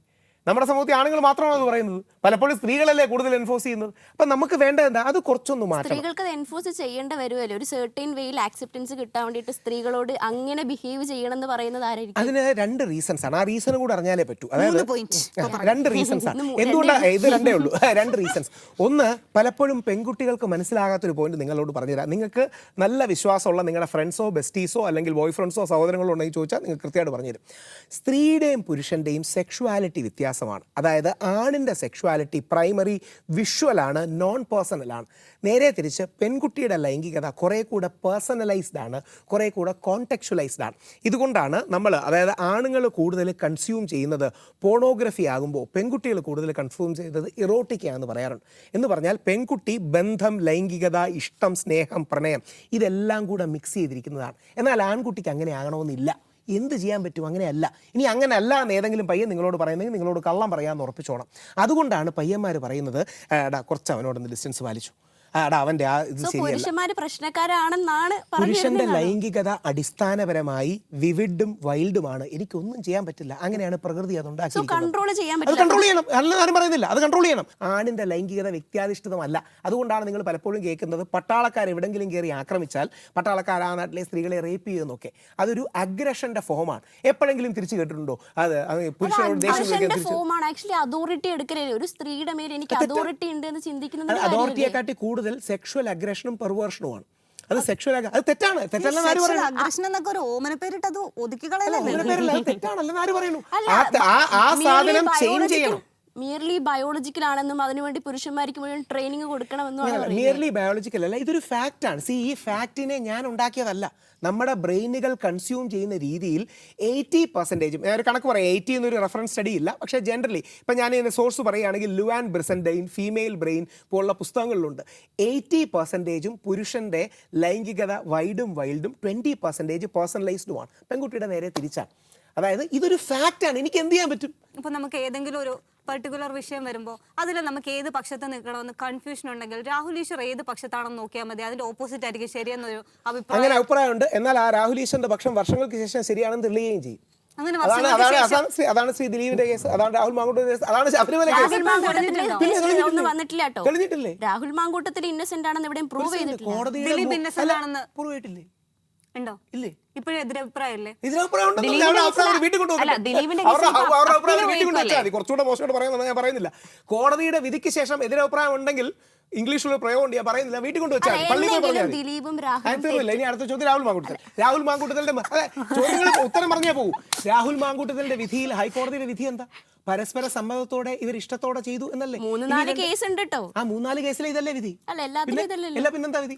ആദ്യത്തെ, രണ്ടാമത്തെ, മൂന്നാമത്തെ കേസ് തന്നെ വിധി. ഇതിപ്പം പറയുന്നതിന്റെ കാര്യം എന്താ അറിയോ? ഞാൻ ഡീറ്റെയിൽ ചെയ്യുന്നില്ല, കാര്യം നാളെ എന്റെ ജാമ്യം ക്യാൻസൽ ചെയ്യണമെന്ന് പറഞ്ഞു. 16-ാം തീയതിയാണ് പോലീസ് പോയിട്ടുണ്ട്, അതുകൊണ്ട് അത് പറയുന്നില്ല. ഇനി 2, റേപ്പ് ചെയ്ത ഒരു പുരുഷന് ആരെങ്കിലും 10,000 രൂപ അങ്ങോട്ട് കൊടുക്കൂ? നിങ്ങൾക്ക് അങ്ങനെ മാനിപുലേഷൻ കോഹിഷൻ എന്നൊക്കെ കേട്ടിട്ടുണ്ടാവും, വിശ്വസിക്കുന്നു. ഒരു സെക്കൻഡ്, ബലാത്സംഗം ചെയ്ത് മുഖത്തടിച്ചു തുപ്പിയ പുരുഷന് ഒരാഴ്ച കഴിയുമ്പോൾ 10,000 രൂപ വിഷുക്കൈ ഗാർഹിക പീഡനങ്ങൾ സഹിക്കുന്ന സ്ത്രീകളെ പറ്റി കേട്ടിട്ടുണ്ട്. അതിന്റെ കാരണം എന്തായിരിക്കും? ഈ പെൺകുട്ടി വേറെ മാരീഡ് അല്ലേ? മാനിപുലേഷൻ എന്ന് കേട്ടിട്ടില്ല. ഈ പെൺകുട്ടി അറിഞ്ഞൂടെ? അടുത്ത ചോദ്യം, രാഹുൽ മാങ്കൂട്ടത്തിലും ദിലീപും ഈ പറയുന്ന ആളുകളെല്ലാം കുറ്റവാളികളാണെന്ന്, നിരപരാധികളല്ലെന്ന് എന്നെങ്കിലും വിധി വരികയാണെങ്കിൽ രാഹുൽ പൊതുസമൂഹത്തിനോട് മാപ്പ് പറയും? തിരിച്ച് ഇതുവരെ ദിലീപിന്റെ കാര്യത്തിൽ വിധി വന്നല്ലോ. ഞാനൊരു അഭിപ്രായം ഈ വന്ന ദിലീപേട്ടനോട് മാപ്പ് പറയേണ്ട ആരെങ്കിലും മാപ്പ് പറഞ്ഞോ? ദിലീപേട്ടനോട് മാപ്പ് പറയേണ്ട, സോറി ദിലീപേട്ട തെറ്റിപ്പോയി. ഹൈക്കോടതി സുപ്രീം കോടതി വിധി വന്നാൽ ഈ പറഞ്ഞ എല്ലാ കേസിലും അപ്പീൽ പോയിട്ടുണ്ട്, വിധി വന്നതിന് ശേഷം എന്നുള്ള ഒരു കാര്യം കൂടി തിരിക്കണം. അപ്പോഴും എന്താ പൊതുജനങ്ങൾക്കിടയിൽ ഈ സംഭവം എപ്പോഴും സംശയം തന്നെയാണ്. ഒരാളെ കരിവാരിത്തേക്കാൻ എളുപ്പമാണ്, അത്രേ ഉള്ളൂ. ഇതിലേ നല്ലത് ദിലീപിന്റെ കേസ് കയറുമ്പോഴത്തേക്ക് അതിജീവിത സ്വപ്നം കണ്ടതാണ് ഒരു കൊട്ടേഷൻ അല്ല, അതിജീവിതയോടൊപ്പമാണ്. ആര് പറഞ്ഞു? നമ്മൾ അതിജീവിതയോടൊപ്പമാണ്. അതിജീവിതയ്ക്ക് നീതി കിട്ടണം. ഒരു സെക്കൻഡ്, അല്ലല്ല ഒരു സെക്കൻഡ്, അതിജീവിതയുടെ കേസിൽ ദിലീപിന് ബന്ധമില്ല. അല്ലല്ല പൾസർ സുനി അപ്പം ജീവിതത്തിൽ ചെയ്ത എല്ലാ ക്രിമിനൽ കുറ്റങ്ങളും ദിലീപ് പറഞ്ഞിട്ടാണോ? പൾസർ സുനി മുമ്പ് പ്രമുഖ നടിയെ തട്ടിക്കൊണ്ടുപോകാൻ ചോദിച്ചിട്ടുണ്ട്. പൾസർ സുനിയുടെ ജീവിതത്തിൽ ചെയ്ത എല്ലാ കുറ്റങ്ങളും ദിലീപ് പറഞ്ഞിട്ടാണോ? പ്രമുഖ നടിയെ തട്ടിക്കൊണ്ടുപോകാൻ പൾസർ സുനിക്കുള്ള മോട്ടീവ് എന്തായിരുന്നു? പൾസർ സുനി ഇതിനു മുമ്പ് ഒരു നടിയെ, പ്രമുഖ നടിയെ തന്നെ തട്ടിക്കൊണ്ടുപോകാൻ ശ്രമിച്ചിട്ടുണ്ട്. പൾസർ സുനി എന്തിനാ ചെയ്തത്? ദിലീപ് പറഞ്ഞിട്ടാണോ? അതായത് ആ പ്രമുഖ നടി ആരാ നിങ്ങൾക്ക് അറിയായിരിക്കും. അതായത് വളരെ പ്രമുഖമായ പൾസർ സുനി മുമ്പത്തെ നടിയെ തട്ടിക്കൊണ്ടു എന്തിനാ? ദിലീപ് പറഞ്ഞിട്ടാണോ? പൾസർ സുനി ഒരു ക്രിമിനലാണ്. പൾസർ സുനി ക്രിമിനൽ ഇന്റൻഷനോടുകൂടി ചെയ്തതിന് ദിലീപ് എന്ത് വിളിച്ചു? നിങ്ങളെ പോലുള്ളവരെ പറ്റിക്കാൻ വേണ്ടി പോലീസ് ഉണ്ടാക്കിയ പറാട്ട് നാടകമാണ് ആ സാധനം. ചോദ്യങ്ങൾ എനിക്ക് ക്രിക്കറ്റിൽ വരുന്ന ബോളുകളെ പോലെയാണ്, എളുപ്പം തരും. എറിഞ്ഞിടും, ബൗൺസറുകൾ ആയിരിക്കും. എപ്പോഴും ജയിക്കണമെന്നൊന്നുമില്ല. ഞാൻ കെട്ട് എന്തായാലും അടിച്ചിട്ടെടുക്കാനുള്ളതല്ലേ. ഈ കെട്ടുകളിൽ ഒരു പേരുണ്ട്, അപ്പോ അത് തുറക്കുക, ആ പേരെടുക്കുക, അതിനെ പറ്റി 3 പോയിന്റ്. ഉറപ്പല്ലേ? ഞാൻ ഈ ഒരു കാര്യം 30 second, 3 point 30 second. പറയുന്നത് എന്തിനാ അറിയോ? ഞാൻ ഒരാൾ എന്നോട് വളരെ സീരിയസ് അവരോട് പറയാനുള്ള ഒരു 3 കാര്യം. ഒരാൾ എന്നോട് വളരെ സീരിയസ് ആയിട്ട് വന്ന് പറഞ്ഞു, സാർ കഴിഞ്ഞ ആഴ്ച സാർ ചർച്ചയ്ക്ക് 3 പോയിന്റ് എന്ന് പറഞ്ഞ് 2 പോയിന്റേ പറഞ്ഞുള്ളൂ. ഞാൻ പറഞ്ഞു ഒരു ഗുമ്മിന് വേണ്ടി 3 പോയിന്റ് എന്ന് പറയുന്നതാണ്. 30 സെക്കൻഡ് എന്ന് പറഞ്ഞാൽ 30 സെക്കൻഡ് തീർക്കാറില്ല, ചിലപ്പോൾ 1 മിനിറ്റ് എടുക്കാറുണ്ട്. കമന്റ് അല്ല, അവരെ കുറിച്ചുള്ള നിർദ്ദേശങ്ങളാണ്. അല്ല, തൊപ്പിയെ ഞാൻ മറ്റേ ഇതിൽ 1-2 സോഷ്യൽ മീഡിയയിൽ കണ്ടിട്ടേ ഉള്ളൂ. തൊപ്പിക്ക് ഒരു വൈബ്രൻസും കാര്യങ്ങളൊക്കെ ഉണ്ട്. അപ്പം ഫൗൾ വേർഡ്സ് ഉപയോഗിക്കാതിരുന്നാൽ നല്ലതാണ്. ഒരു there is A thin line, ആ ലൈൻ എന്താ പറയുന്നത്, ക്രോസ് ചെയ്യാതെ പോവുകയാണെങ്കിൽ നല്ലതാണ്. പക്ഷേ തൊപ്പിക്ക് ഒരു വൈബ്രൻസ് ഉണ്ട്. ഞാൻ 1-2 മറ്റേ തൊപ്പിയുടെ വീഡിയോസും മറ്റേ അവരുടെ ഫ്രണ്ട്സൊക്കെ ഇരുന്ന് ചെയ്യുന്നത് കണ്ടിട്ടുണ്ട്. അപ്പോൾ ഒരു എനർജി ഉള്ള ആളാണ്, നന്നായി സോഷ്യൽ മീഡിയ ലെവറേജ് ചെയ്യുന്ന ആളാണ്. നിങ്ങളെല്ലാം ഈ ഓറഞ്ച് എക്കോണമി എന്നാണ് ഈ ക്രിയേറ്റീവ് എക്കോണമി വിളിക്കുന്നത്. ഓറഞ്ച് എക്കോണമിയുടെ വലിയ ഭാഗങ്ങളാണ്. അതുകൊണ്ട് തൊപ്പിക്ക് all the best for the future. ഇതുപോലെ എനിക്കൊരു സുഹൃത്തുണ്ടായിരുന്നു, കിരൺ ടി വിയിൽ, ഓർമ്മയുണ്ടോന്ന് അറിയില്ല, നാഷ്. അന്നത്തെ നാഷ് എൻ്റെ അടുത്ത സുഹൃത്താണ്, സവറിനെ പോലെ നാഷ്. മുടിയൊക്കെ ഉള്ള ആള്. നാഷിന്റെ സവറിനെ പോലെ ഞാനും നാഷുമാണ് എറണാകുളത്ത് തിരിച്ചു താമസിക്കുന്നത്. അപ്പം അന്നത്തെ തൊപ്പിയായിരുന്നു നാഷ്. അപ്പം അതുകൊണ്ട് all the best. Next Saji Nandiyat എനിക്ക് ഭയങ്കര സന്തോഷമുള്ള ഒരാളാണ്. ശ്രീ ദിലീപേട്ടൻ്റെ കേസ് വന്നപ്പോൾ ഞാൻ ഒരു ദിവസം 4-5 ചാനൽ ചർച്ചകളിലൊക്കെ പോയി എല്ലാവരുടെയും ചീത്ത ഞാൻ മാത്രമായിട്ട് കേൾക്കുമായിരുന്നു. ആ ചീത്ത പങ്കിടാനുള്ള ആളായിട്ട് സജിച്ചേട്ടൻ അല്ലെങ്കിൽ ശ്രീ സജി നന്ദിയാട്ട് വന്നിട്ടുണ്ട്. അദ്ദേഹവും വളരെ ധൈര്യപുരസരം ഈ വിഷയങ്ങൾ പറഞ്ഞു. അദ്ദേഹത്തിൻ്റെ ആ കറേജ്, സിനിമാ രംഗത്ത് നിന്നിട്ടും, ഞാൻ സാധാരണക്കാരനാണ്, സിനിമാ രംഗത്ത് നിന്നിട്ടും ഭാരവാഹി ആയിരുന്നിട്ടും ഈ ശക്തമായ സ്റ്റാൻഡ് സത്യത്തിന് വേണ്ടി എടുക്കാൻ, ശ്രീ ദിലീപിന് വേണ്ടി എടുക്കാൻ അദ്ദേഹം ധൈര്യം കാണിച്ചതിന് വലിയ സല്യൂട്ട്. കൊള്ളാം, നല്ല രസമുണ്ട്. വേടൻ്റെ പാട്ടുകൾ എനിക്ക് വേടൻ പ്രൊമോട്ട് ചെയ്യപ്പെടണമെന്ന് ആഗ്രഹിക്കുന്ന ഒരു വ്യക്തിയാണ് ഞാൻ. വേടൻ്റെ രാഷ്ട്രീയം വളരെ വ്യക്തമാണ്. വേടൻ്റെ രാഷ്ട്രീയത്തിൻ്റെ ഘടകവിരുദ്ധ രാഷ്ട്രീയമുള്ള വ്യക്തിയാണ് ഞാൻ. വേടൻ എന്ന് പറയുന്നത് കുറേ കൂടെ ദളിത്, മുസ്ലിം, ഇടത് ഈ സ്റ്റാൻഡ് നിൽക്കുന്ന ആളാണ്. ഞാൻ നേരെ തിരിച്ച് വലതിൽ നിൽക്കുന്ന ആളാണ്. പക്ഷേ വേടനെതിരെയും കുറേ വ്യാജ കേസുകൾ ഇതുപോലെ ഒന്നും ആൾക്കാർ കൊടുക്കാൻ നോക്കി. എന്നാൽ കഴിയുന്ന സപ്പോർട്ട് വേടനെ അറസ്റ്റ് ചെയ്യപ്പെട്ട കോടതി ശിക്ഷക്കാരാണെന്ന് പറഞ്ഞു. നമ്മുടെ നാട്ടിലെ ബേസിക് നിയമം ചെയ്ത് കാണാം. പക്ഷെ അതുകൊണ്ട് രണ്ടുപേരും തമ്മിൽ ബന്ധം തെറ്റിയ റേപ്പെന്നല്ലോ പറയുന്നത്. വ്യാജപരാതി എന്താ മാപ്പ്? ഞാൻ വായിച്ചില്ല, എന്തായിരുന്നു മാപ്പ്? ഇതുപോലെ തന്നെ എന്താ ഇങ്ങനെ ഒരു കേസ് വന്നിട്ടുണ്ട്, അപ്പൊ എന്റെ ഭാഗത്താണ് തെറ്റ്, മാപ്പ് എന്ന് എന്റെ ഭാഗത്താണ് തെറ്റെങ്കിൽ പുള്ളിയെ അറസ്റ്റ് ചെയ്തൂടെ? തെറ്റുണ്ടോ സംഭവിച്ചാൽ ആ മനുഷ്യനെ എങ്ങനെയും ജീവിച്ചു അതുകൊണ്ട് എനിക്കറിയില്ല. എനിക്ക് അതുകൊണ്ട് തന്നെ വേടനെ ഇഷ്ടമാണ്. ഈ അടുത്തിടയ്ക്ക് കല്യാണമൊക്കെ നടന്നതായി കണ്ടു. വേടന്റെ ആ പാട്ടുകൾ റെവല്യൂഷൻ പീസ്. അതെന്റെ മോൻ ഇടക്കിടയ്ക്ക് ചോദിക്കും. എന്റെ മോൻ വീഡിയോ എടുക്കാൻ വരുമ്പോ അച്ഛാ are you going to jail today? അതുകൊണ്ട് വേടനെ ആ കാര്യത്തിൽ ഇഷ്ടമാണ്. വേടന്റെ രാഷ്ട്രീയം കുറച്ചുകൂടെ ഒന്ന് ന്യൂവാൻസ് ചെയ്താൽ നന്നായിരിക്കും.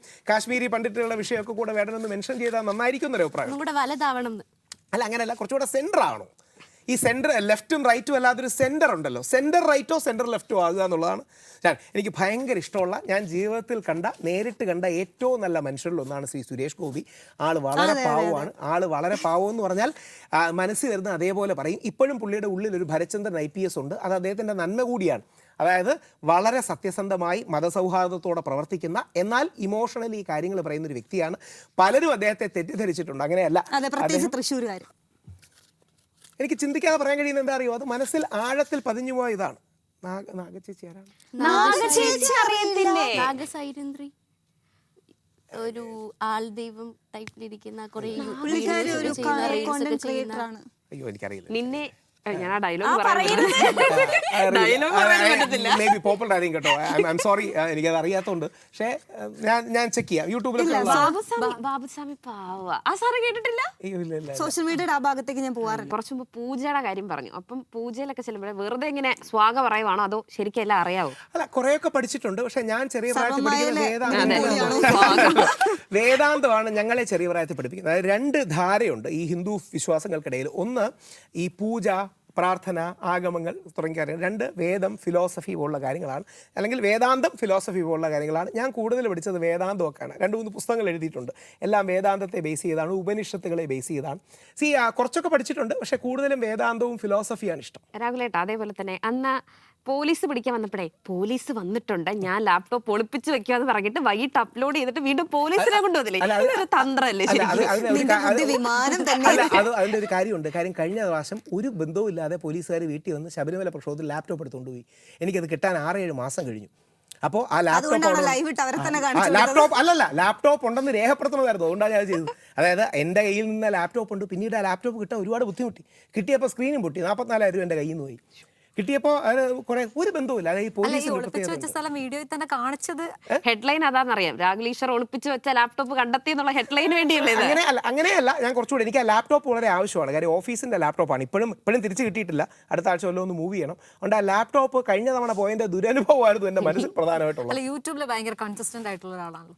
എത്രയാണ് രാഹുൽ ഈശ്വറിന്റെ ഒരു യൂട്യൂബ് റവന്യൂ? അങ്ങനെയല്ല, ഞാൻ ശരിക്കും കഴിഞ്ഞ ഒരു വർഷം, കൃത്യം പറഞ്ഞാൽ 1.25 വർഷമായിട്ടാണ് ഇത് വർക്ക് ചെയ്ത് തുടങ്ങിയത്. ശരിക്കും ഞാൻ എനിക്ക് വേണ്ടിയല്ല, നമ്മുടെ ഈ ശുഭത്തിന് വേണ്ടിയാണ് വർക്ക് ചെയ്ത് തുടങ്ങിയത്. ശുഭത്തിന് ജോലി പോയി. അപ്പോൾ അവന് എന്തെങ്കിലും ഒരു ജോലി വേണമെന്ന് പറഞ്ഞ് എൻ്റെ അടുത്ത് തോന്നുന്നു. ഞാൻ പറഞ്ഞു, ഒരുപാട് വർഷമായിട്ട് ഞാൻ ഫേസ്ബുക്കും യൂട്യൂബും ഒന്നും യൂസ് ചെയ്യുന്നില്ല, നീ ഒരു കാര്യം ചെയ്ത് സോഷ്യൽ മീഡിയ മാനേജർ ആയിക്കോ എന്ന് പറഞ്ഞ് ചെയ്തതാണ്. അപ്പോൾ അതിൽ നിന്നൊരു റവന്യൂ മോഡലല്ല നമ്മൾ നോക്കുന്നത്. ഒരു സോഷ്യൽ റീച്ച്, എന്താ പറയുക, കണക്ട് ചെയ്യണം.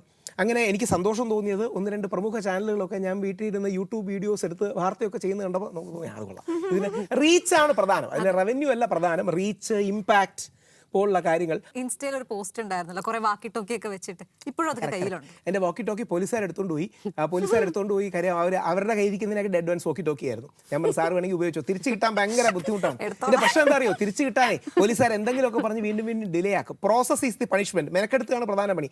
പോലീസുകാരെ കുറ്റമായിട്ട് പറയല്ല, പകരം ഞാൻ ആ വാക്കി ടോക്കി വേറൊരാളുടെ നിന്നാണ് മേടിച്ചത്, അവന് കാശ് കൊടുത്ത് കോമ്പൻസേറ്റ് ചെയ്തു. അങ്ങനെ ഒരുപാട് പേര് ശ്രമിച്ചിട്ടാണ്. ഇനി തുറന്നു പറയാൻ നിങ്ങൾക്ക് രസമുള്ള സാധനങ്ങൾ പറയാം. ഈ യുവതികൾ പല സ്ഥലങ്ങളിൽ നിന്നും തമിഴ്നാട്ടിൽ നിന്നൊക്കെ വന്നല്ലോ. എങ്ങനെ ഞങ്ങൾ തടഞ്ഞു എന്നാണ് വിചാരിക്കുന്നത്? പോലീസുകാരെ ഞങ്ങളെ വിളിച്ചു പറയും.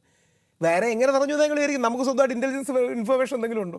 അതായത് പോലീസുകാർ രാത്രി 12:30 1 മണിക്കൊക്കെ തമിഴ്നാട്ടിൽ നിന്നും എൻ്റെ മനിതി സംഘം വരുന്നുണ്ട്, എളുപ്പത്തിൽ. അപ്പൊ ഈ ഒരു ബന്ധം തന്നെയായിരുന്നു അന്ന് വീട്ടിൽ വന്നപ്പോഴാണ് ഞങ്ങൾ അങ്ങോട്ട് വരുന്നുണ്ട്. ഈ പോലീസുകാർ കുറച്ചുകൂടെ കൃത്യമായിട്ട് പറഞ്ഞാൽ മുഖ്യമന്ത്രിയുടെ ഓഫീസിന്റെ ഡയറക്ഷനോടുകൂടി തന്നെ അറസ്റ്റ് ചെയ്യാൻ വന്നത്. കാര്യം ആ ജയിൽ തീരുന്നവരെ, അതായത് തദ്ദേശ തെരഞ്ഞെടുപ്പ്, സ്വയംഭരണ വകുപ്പ്, തദ്ദേശ തെരഞ്ഞെടുപ്പുകൾ നടക്കുന്നതിന്റെ തീരുന്നത് വരെ, ഒക്ടോബർ 11 വരെ എന്തോ അല്ലെങ്കിൽ 8 വരെ എന്തോ പിടിച്ചിടണമെന്ന് വിചാരിച്ചാണ് വന്നത്. അതാണ് അതിന്റെ കോറ്. പക്ഷെ അന്നത്തെ പോലീസുകാർ നമ്മളൊരു കോസിന് വേണ്ടി ഫൈറ്റ് ചെയ്തുകൊണ്ട് കൂടെ നിന്നു. രസകരമായ സംഭവം പറയാം. ആ ലൈവ് ഭയങ്കര വിറ്റായിരുന്നു. പോലീസുകാർ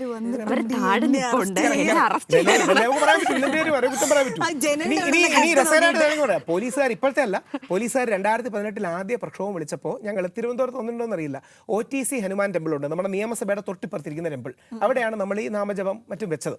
അപ്പോൾ പോലീസുകാർ എന്ന് പറഞ്ഞ് നിങ്ങൾക്ക് അകത്ത് കയറാൻ പറ്റില്ല, ഞങ്ങൾക്ക് ഇൻസ്ട്രക്ഷൻ ഉണ്ടെന്ന്. അപ്പം ഞങ്ങളവിടെ കൂടുതലും സ്ത്രീകളാണ് കൂടുതലുള്ളത് നമ്മളെ സപ്പോർട്ട് ചെയ്തത്. അപ്പോൾ തെള്ളി കയറാൻ നമുക്കൊരു മടി. ഒരു പോലീസുകാരൻ അടുത്ത് വന്നിട്ട് പറഞ്ഞു, ഞങ്ങൾ കുറച്ച് നേരമൊക്കെ ഇവിടെ നിൽക്കും, ഞാൻ കാക്കി ഇട്ടതിനെക്കാട്ടും മുമ്പ് കറുപ്പെടുത്ത് ശബരിമല പോയിട്ടുള്ളതാണ്, ഞങ്ങൾ എന്നിട്ട് അവസാനം റിപ്പോർട്ട് കൊടുക്കും, ഞങ്ങൾക്ക് നിയന്ത്രിക്കാൻ കഴിയാതെ വരെ തള്ളി കയറിക്കോളാൻ. അപ്പോൾ നമ്മൾ അകത്തേക്ക് കയറി. ആ ഒരു വിഷയത്തിൽ ഞാൻ ചോദിക്കുകയാണ്, അന്ന് ജയിലിൽ പോയ സമയത്ത് പുറത്തൊരാൾ വന്ന് ചായയൊക്കെ കുടിച്ച് ഓട്ടിട്ടൊക്കെ പോയി, അകത്തൊരാൾ കിടക്കുമായിരുന്നു. വെല്ലവന്റെയും ഗർഭത്തിന് വേണ്ടി അകത്ത് പോയി എന്നൊരു ടോക്കൊക്കെ ആ സമയത്ത്. ഞാൻ തന്നെ ജയിലിലൊരു കൗതുകം കൂടിയുണ്ട്. ജയിലിൽ നമ്മളെ കുറിച്ചുള്ള വാർത്ത കീറിയിട്ടേ തരൂ. പത്രങ്ങളിൽ നിന്ന് നമുക്ക് കിട്ടും, പക്ഷെ നമ്മളെക്കുറിച്ചുള്ള വാർത്ത അവർ കീറുമ്പോൾ നമുക്ക് മനസ്സിലാവും നമ്മളെക്കുറിച്ചുള്ള വാർത്തയാണ്. അപ്പം അതിൽ കീറാത്തൊരു ഭാഗത്ത് നിന്ന് കണ്ടു, മറ്റേ കാകദൃഷ്ടി എന്തോ, ഈശ്വർ അകത്തും രാഹുൽ പുറത്തും എന്ന് പറഞ്ഞു. എൻ്റെ പ്രശ്നം എന്ന് പറഞ്ഞാലേ, അങ്ങനത്തെ കോസുകൾക്ക് വേണ്ടി ഫൈറ്റ് ചെയ്ത് പോകാൻ ആൾക്കാർ വേണം, ഇല്ലെങ്കിൽ ആരെയും കൊടുക്കും.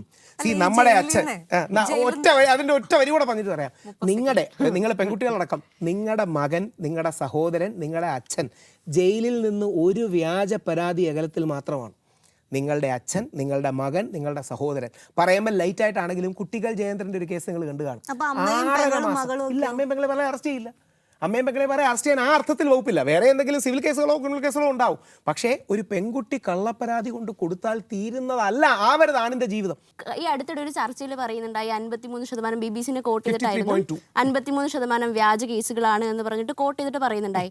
അപ്പം അത് ശരിക്കും വ്യാജ കേസുകളല്ലെന്നും ഡൽഹി വിമൻസ് കമ്മീഷനാന്ന് തോന്നുന്നു ആ സ്റ്റഡി പുറത്തുവിട്ടത്, അവരെയാണ് BBC കോട്ട് ചെയ്തിട്ടുള്ളത്. അപ്പോൾ അതിൽ പറയുന്നത് പ്രൂവ് ചെയ്യപ്പെടാത്ത കേസുകൾ എന്നാണ്. സുപ്രീം കോടതി തന്നെ പറഞ്ഞിട്ടുണ്ട്, പ്രൂവ് ചെയ്യപ്പെടാത്ത കേസുകളെല്ലാം വ്യാജം എന്ന് പറഞ്ഞിട്ട് മാറ്റിവെക്കാൻ പറ്റില്ല. അത് നമ്മുടെ നിയമ സംവിധാനം അങ്ങനെയാണ്.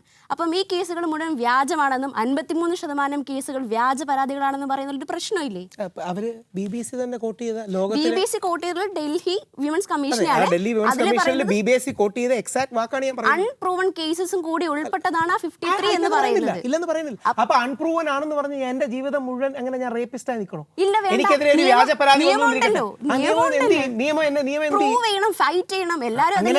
അങ്ങനെ ഫൈറ്റ് ചെയ്ത് രക്ഷപ്പെട്ട 53% കാര്യം തെളിവുകൾ ഇല്ലാത്തത് കൊണ്ട്. ഇപ്പൊ ഞാൻ ഞാൻ തിരിച്ചു ചോദിച്ചോട്ടെ, അപ്പൊ ഞാൻ എന്ത് പറയണേ, എന്നെ അവസാനം കോടതി ഫൈറ്റ് ചെയ്ത് വെളിയിൽ വിട്ടു. അപ്പം ദിലീപ് വേണ്ട കാര്യം എടുക്കാം, വേറെ ആരെങ്കിലും കാര്യം എടുക്കാം. അവസാനം ഞാൻ നിരപരാധിയാണെന്ന് പറയുന്നതിന് പകരം എനിക്കെതിരെ തെളിവില്ലാത്തതുകൊണ്ട് കോടതി എന്നെ വെറുതെ വിട്ടാണെന്ന് പറയുന്നു. അല്ല, നിരപരാധിയാണെന്ന് പറയുന്നത് നമ്മൾ പുരുഷ കമ്മീഷനിലേക്ക് വന്നില്ല. പുരുഷ കമ്മീഷൻ അല്ല, പുരുഷ കമ്മീഷൻ ഇതാണ്, ഇത് തന്നെ. ഇപ്പൊ നേരത്തെ ഞാൻ പറയുന്നത് നിങ്ങൾക്ക് ഒരു കാര്യം രാഹുൽ ഈശ്വറിൽ നിന്ന് 100% വിശ്വസിക്കാം. ഞാൻ പറയുന്ന പൊതു കാര്യങ്ങൾ, പേഴ്സണൽ കാര്യം ചോദിക്കുന്നത് പറയില്ല, 100% കാര്യങ്ങൾ പബ്ലിക് കാര്യങ്ങളിൽ പറയുമ്പം 100% ഫാക്ട്സേ പറയൂ, 100% വേരിഫയബിൾ ഫാക്ട്സേ പറയൂ. അതായത് താത്വികമായ മെറ്റാഫിസിക്കൽ ഇത് BBC-യിലെ വാക്ക് നോക്കൂ. ഫോൾസ് എന്ന വാക്ക് BBC എഴുതിയ വാക്കാണ്. BBC എന്ന് പറഞ്ഞാൽ മാധ്യമങ്ങളുടെ ഗോൾഡ് സ്റ്റാൻഡേർഡ് ആണ്. ആ മാധ്യമങ്ങളുടെ ഗോൾഡ് സ്റ്റാൻഡേർഡ് വെച്ച് പറയുന്നതിന്റെ കാര്യം ഡൽഹി വിമൻസ് കമ്മീഷനെ അതിൽ അൺപ്രൂവൻ കേസും ഉണ്ട്, ഇല്ലെന്ന് പറയുന്നില്ല. പക്ഷേ അങ്ങനെ ശരി, ഞാൻ തിരിച്ചു ഞാൻ ചോദിച്ചോട്ടെ, ഉമ്മൻചാണ്ടി സാറിനെ വേട്ടയാടിയില്ലേ ഏതെങ്കിലും ഒരു മീഡിയ? നിങ്ങൾ ആരും പറയുന്നില്ല പൊളിറ്റിക്സിന് വേണ്ടിയിട്ട് സ്ത്രീ വിഷയങ്ങൾ ഉപയോഗിക്കുന്നില്ല. ആരെങ്കിലും ഈ പറയുന്ന കൊണ്ടുപിടിച്ച ഏതെങ്കിലും മാധ്യമങ്ങൾ, ഐ ചാലഞ്ച്, ഈ പറയുന്ന ഉമ്മൻചാണ്ടി സാറിനോട് ഏറ്റവും അടുത്ത് നിൽക്കുന്ന മാന്ന് തുടങ്ങുന്ന കേരളത്തിലെ ഏറ്റവും വലിയ മാധ്യമം അടക്കം ആരെങ്കിലും ഉമ്മൻചാണ്ടി സാറിനെ സപ്പോർട്ട് ചെയ്തോ? ഇല്ല. എന്തുകൊണ്ടാണ്? കാര്യം സ്ത്രീ വിഷയം വന്നാൽ അവൻ തീർന്നു.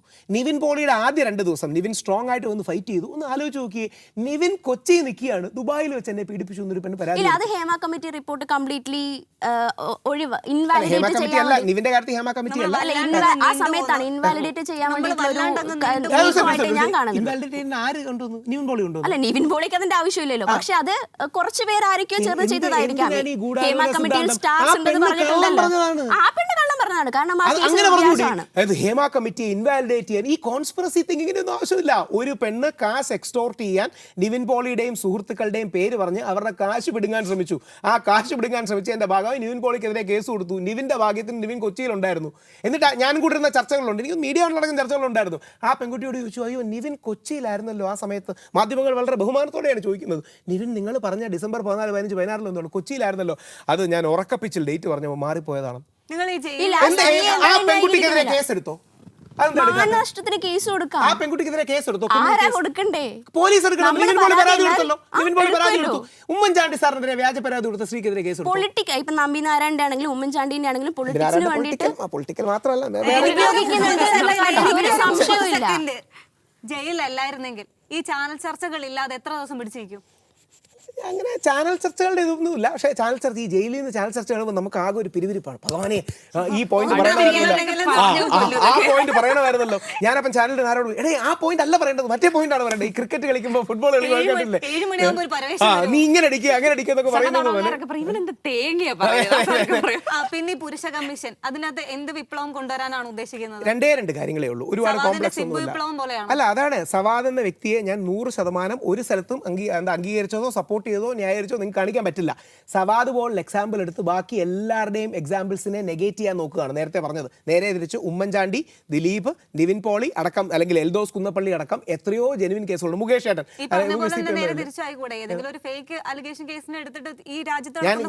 ഞാൻ ഈ 4 പേര് പറഞ്ഞു, അങ്ങനെ 4 കേസ് തിരിച്ചു പറയും. നമുക്ക് കണക്ക് വെച്ച് തന്നെ പോവാം. ഞാൻ ഉമ്മൻചാണ്ടി പറഞ്ഞു, ശ്രീ ദിലീപിന്റെ കേസ് പറഞ്ഞു, എൽദോസ് കുന്നപ്പള്ളിയുടെ പറഞ്ഞു, നിവിൻ പോളിയുടെ പറഞ്ഞു, തിരിച്ചൊരു സവാദല്ലേ പറഞ്ഞു. 3 പേരുടെ പേര് കൂടെ. റേപ്പ് കേസസ് പേര് പറയാനാണോ പ്രശ്നം? ഇന്ത്യയിൽ നടക്കുന്ന റേപ്പ് കേസസ് അല്ലല്ല, സവാദ് പോലെ ആരെങ്കിലും ന്യായീകരിച്ച കേസാണ് പറഞ്ഞത്. നടക്കുന്നുണ്ട്, തിരിച്ച് വ്യാജ റേപ്പ് കേസ് നടക്കാറില്ലേ? നമ്പേഴ്സ് നോക്കൂ, നമുക്ക് നമ്പേഴ്സ് വെച്ചിട്ട് സംസാരിക്കാം. എത്ര വ്യാജ പരാതികൾ ഇന്ത്യയിൽ റിപ്പോർട്ട് ചെയ്യുന്നുണ്ട്? വ്യാജ പരാതികൾ, അൺപ്രൂവൺ കേസസ് അടക്കമാണ്. തെളിവില്ലാത്തത് കൊണ്ട്. അപ്പം പിന്നെ എന്ത് ചെയ്യണം? അയാൾ അപ്പോഴും കുറ്റക്കാരനാണോ? ഞാൻ സഹോദരനുണ്ടോന്ന് അറിയില്ല. സഹോദരൻ രാഹുൽ ഈശ്വർ. ഇല്ല, എനിക്ക് സഹോദരി അങ്ങനെ പറയണ്ട, കണക്ക് വെച്ചാൽ മതി. 50% കൂടുതലല്ലേ ഈ വ്യാജ പരാതികൾ ആയിട്ട് വ്യാജ പരാതികൾ എന്ന് പ്രത്യേകം പറഞ്ഞിട്ടുള്ളത് 8-10% മാത്രമാണ്. ബാക്കിയെല്ലാം തെളിവില്ലാത്തത് കൊണ്ട് ഞാൻ പറയട്ടെ, ഞാൻ എന്റെ ചൈൽഡ്ഹുഡിൽ നേരിട്ട ഒരു അബ്യൂസ് ഞാൻ റിപ്പോർട്ട് ചെയ്യുകയാണെങ്കിൽ എനിക്ക് തെളിവില്ല, ഞാൻ ഇതെങ്ങനെ പ്രൂവ് ചെയ്യണം? ഇപ്പൊ ഞാൻ ചോദിക്കാം, ഞാൻ ഒരു കേസ്, എനിക്ക് നേരെ വന്നിട്ടുള്ള ഒരു കേസ് ഞാൻ എത്ര കാലയളവിനുള്ളിൽ റിപ്പോർട്ട് ചെയ്താലാണ് പുരുഷ കമ്മീഷനും ഈ പറയുന്ന ആളുകളും അത് അംഗീകരിക്കുക? അതിൽ ഞാൻ തണ്ടപ്പേര്, ആധാരം, അങ്ങനെ എന്തൊക്കെ തെളിവുകൾ ഹാജരാക്കേണ്ടി വരും? മൂന്നാമത്തെ കാര്യം,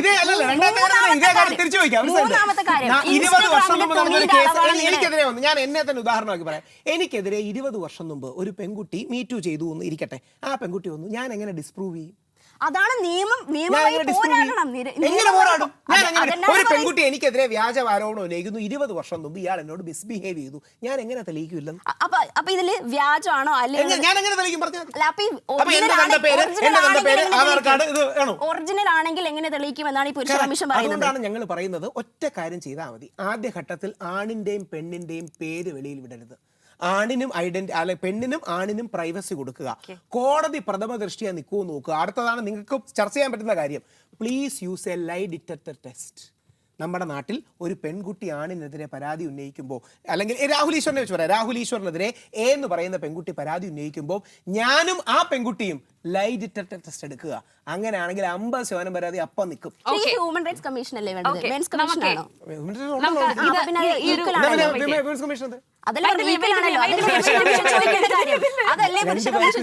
കൂടുതൽ ജസ്റ്റിസ് ഫ്രണ്ട്ലി